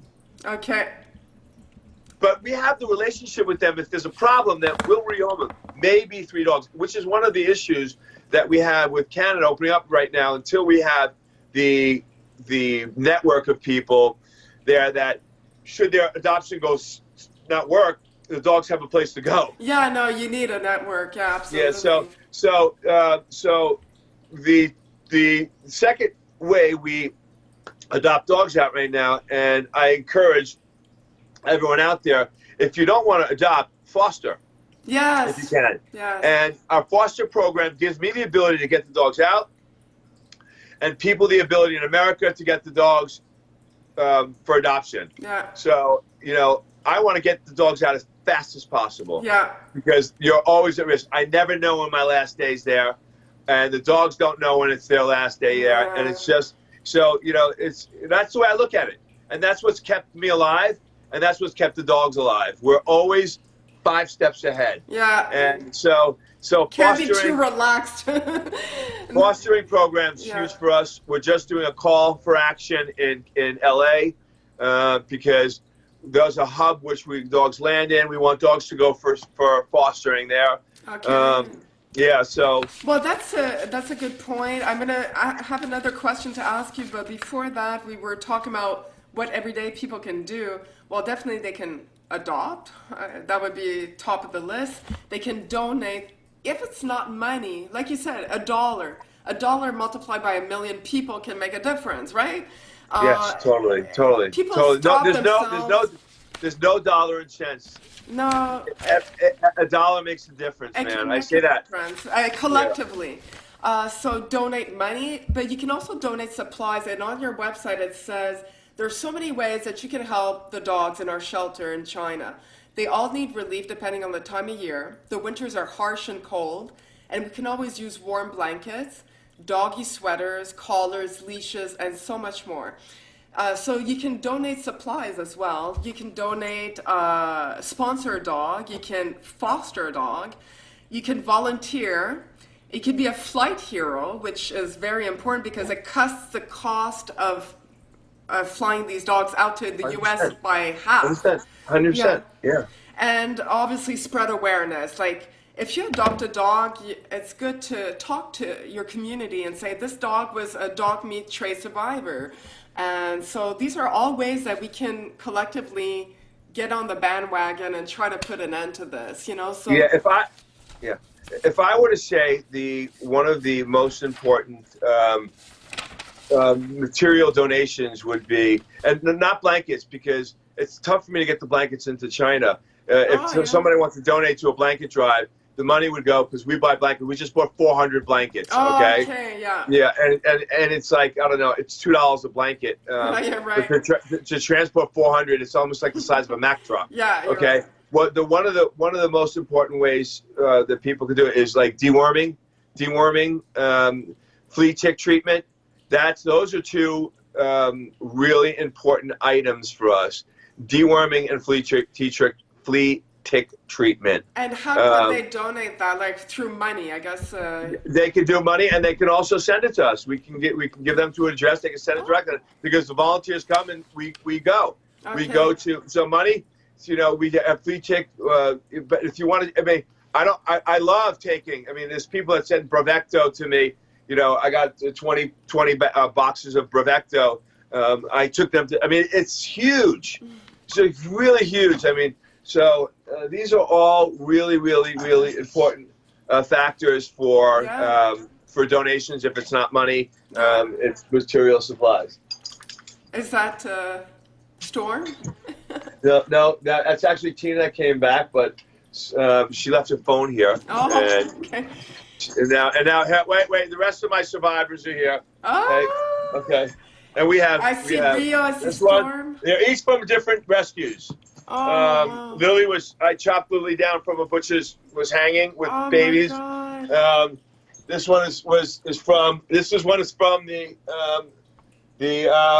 Sion Poodle Rescue. The day Yulin started. The day Yulin started, 6/21, we shut down a little teddy mill. Wow. So here's 4 of them right here. Foxy's upstairs. She's very antisocial. She's just a lazy. She's camera shy. She's just Well, I guess Tina, we talked about having you on the podcast for the adoption part, so we'll try to do a separate show, maybe a smaller... so they're going to do a separate show with you for adoption and foster, okay? Perfect. And it's going to help viewers because we want viewers to want to adopt these dogs and to not be afraid, like a lot of people are like, oh, these dogs are traumatized for life, they'll never be able to... No, exactly. not at all. We wanted to dispel that. The people who feel that way should just log on to our Yulin support group and they can speak to survivors' parents. Are you gonna go take them for a walk?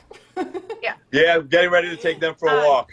Jeff, amazingly rehabilitates and restores not just the physical dog, but the spirit of the dog, which is why I think our adoptions are so successful.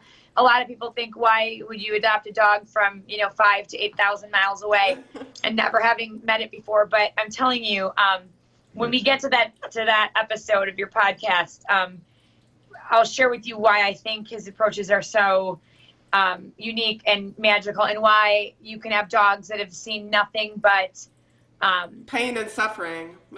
Or feral dogs that have just really never known human touch and love, and how you can get them into homes like Rio here.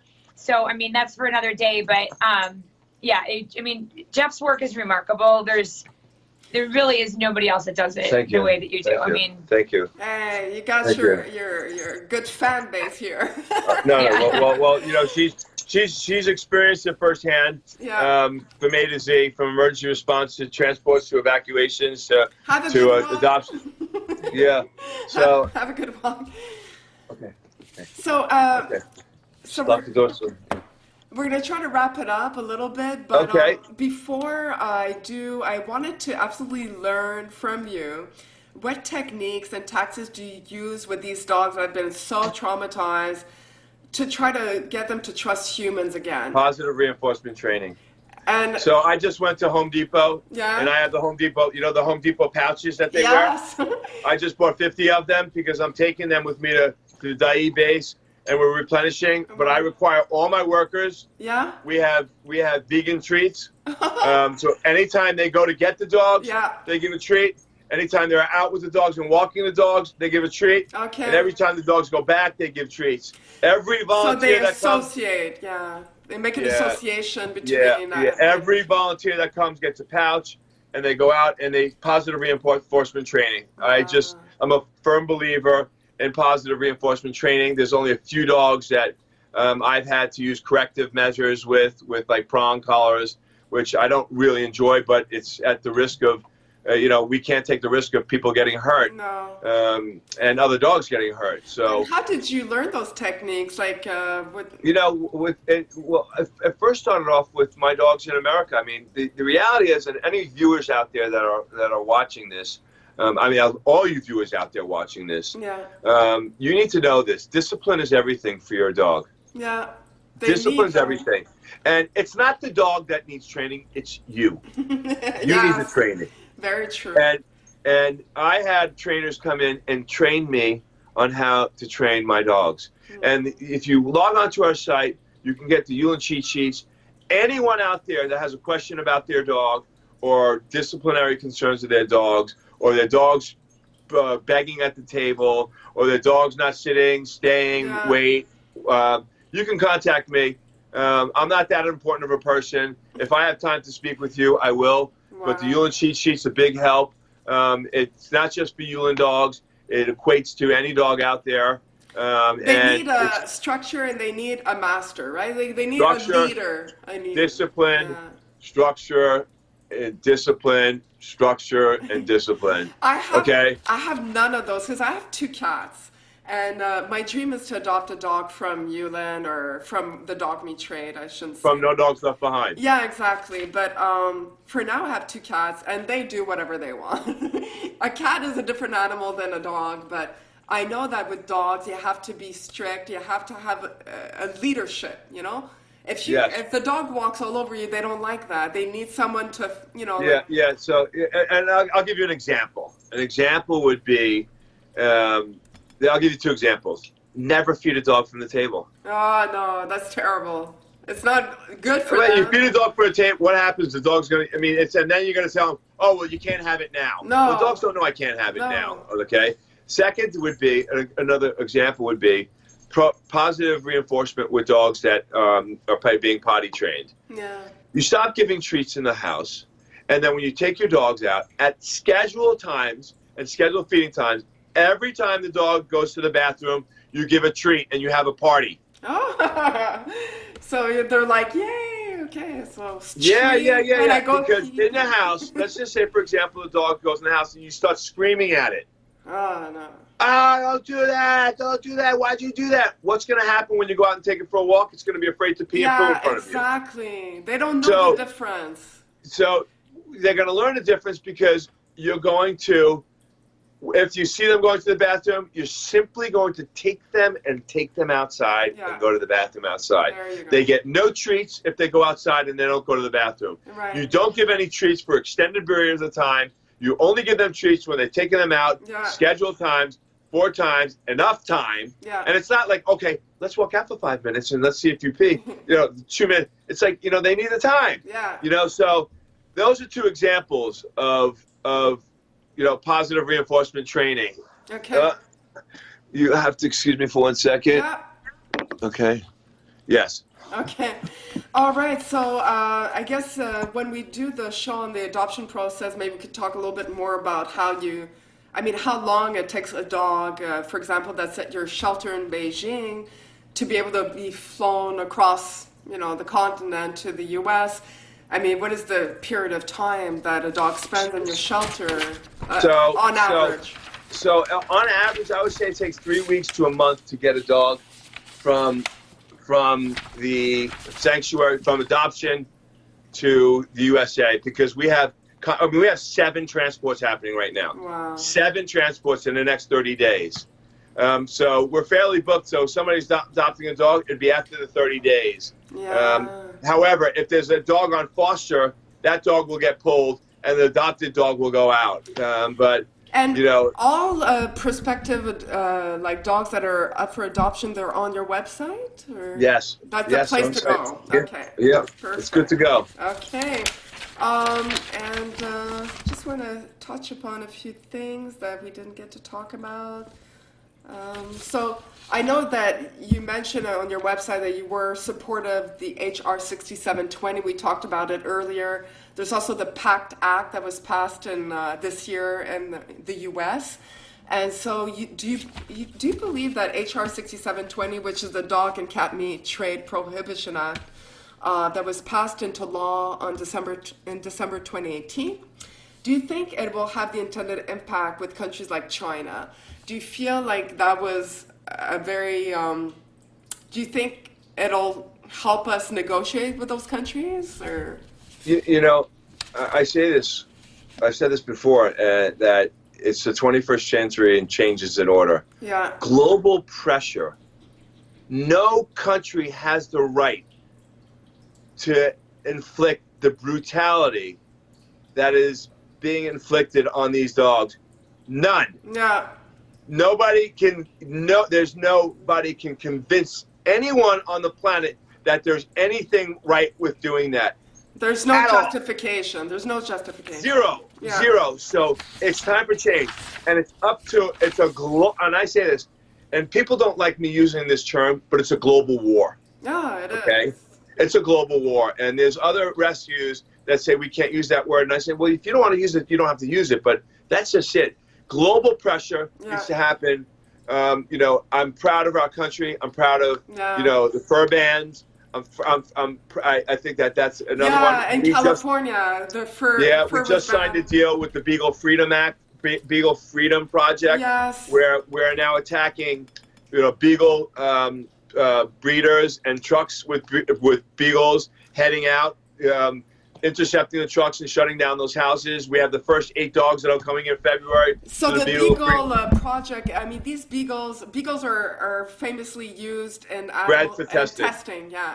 And medical testing, and you've actually shut down like a whole. What yeah, we have successfully shut down facilities that were breeding these dogs for animal intentions of sending them out for testing. We are continuing with our reconnaissance team and we just have another 15 to 20 that will be rescuing, and we'll be heading to our Dayi base.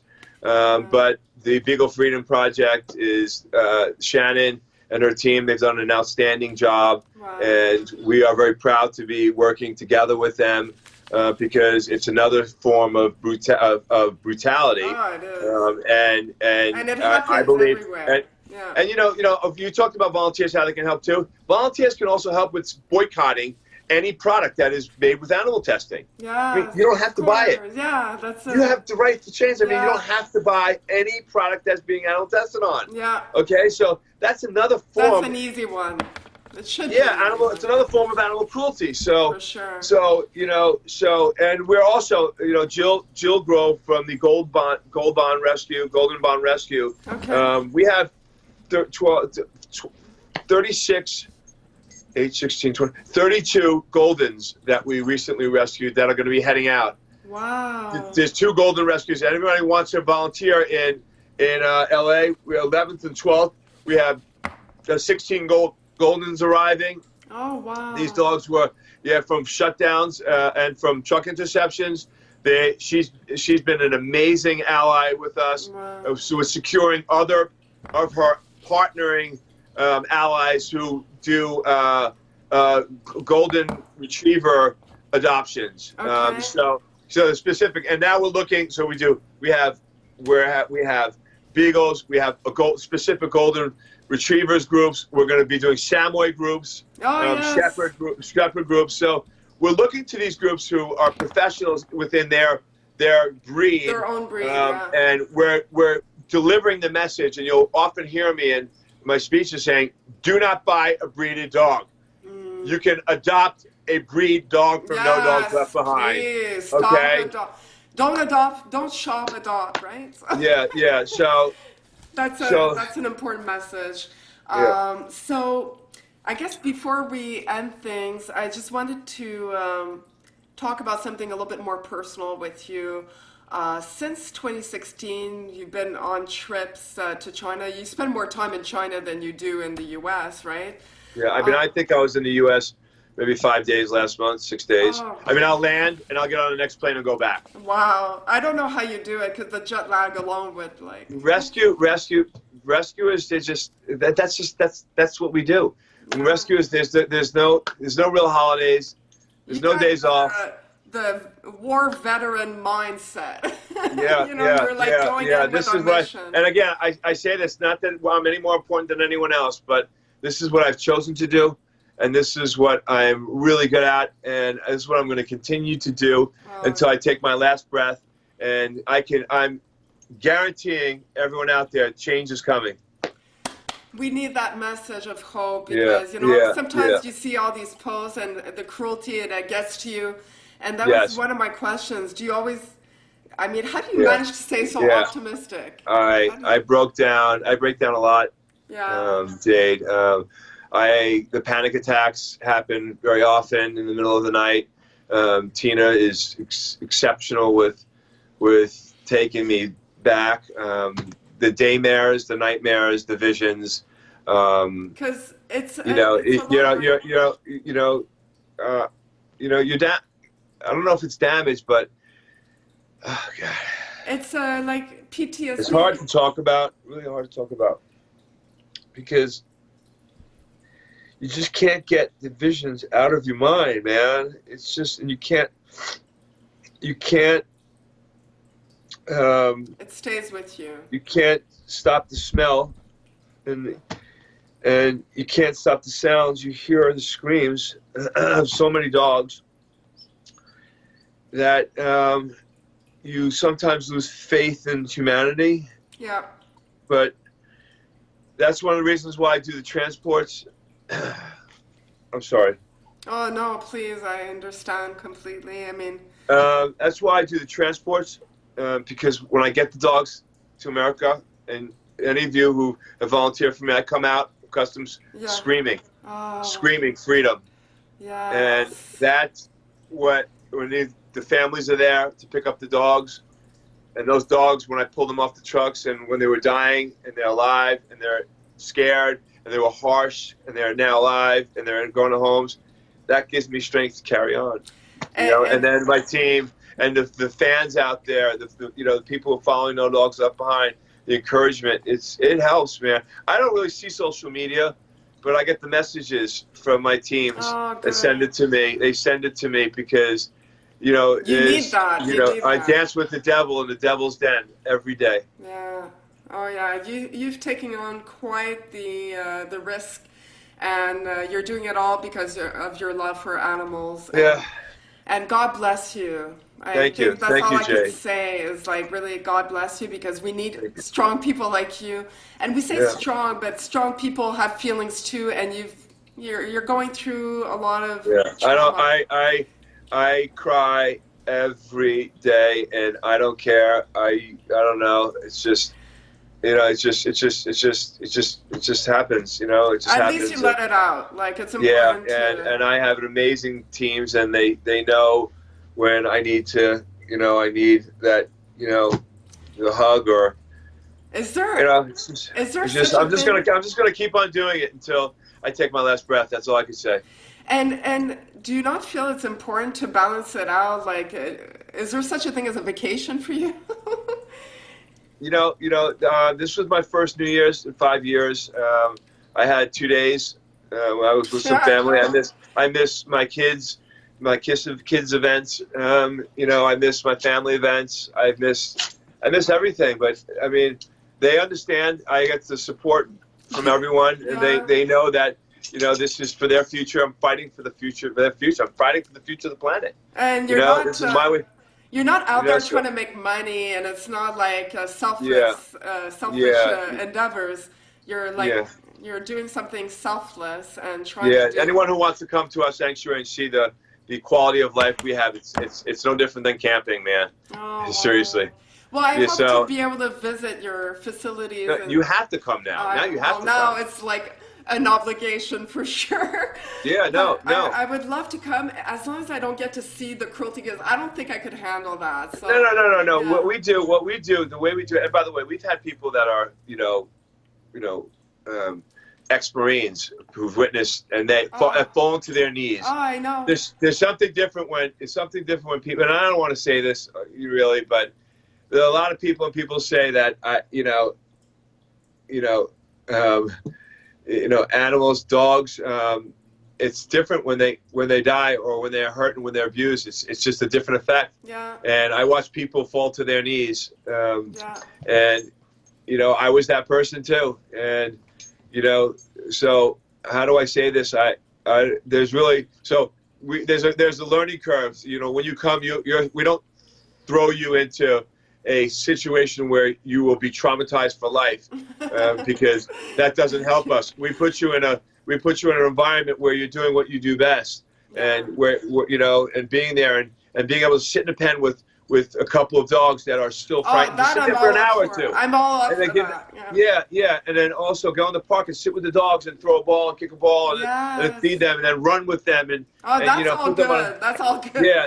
Yeah, I so won't that's, be at the slaughterhouse, but I'll definitely do that. and other volunteers want to come meet me when I land with the dogs. You know, we need help. We need people to hold the dogs. We get the dogs out of crates. We need to clean the crates. We need to walk the dogs, feed the dogs, water the dogs. I mean, 30 hours, you know, 24 to 30 hours, these dogs are, you know, in transport, you know, so, you know, so there's so many ways. And you want to volunteer with helping us recruit foster. I mean, there's so many ways you can volunteer with No Dogs Left Behind. Yeah. But No Dogs Left Behind wants you to come to China. All right. I guess I'm going to have to do it. Now it's a commitment, so. No, you're going to have to do it. I'm going to have to do it. I'm going to do it. It's on That's the what I want to hear. That's what I want to hear. Thank you so much, Jeffrey, for your generous time. I mean, you've been amazing. Yeah. And we're going to follow up. If there's any other questions you or any of your viewers have, you know, without people like you, Jade, taking the time on your New Year's Day. Or today, New Year's Day. You know, kudos to you, bravo to you. Thank you for chasing me down and making sure that I did this podcast because I truly want to do it. And without people like you, you know, we don't have as much visibility. The more people that know about it, the better it is. And you know. Hey, namaste, man. Namaste. I'm a yogi, so namaste is very, very apropos. So kudos to you and continue the hard work. We're right behind you. And viewers, if you have any questions, we'll be able to post their questions in the comments below.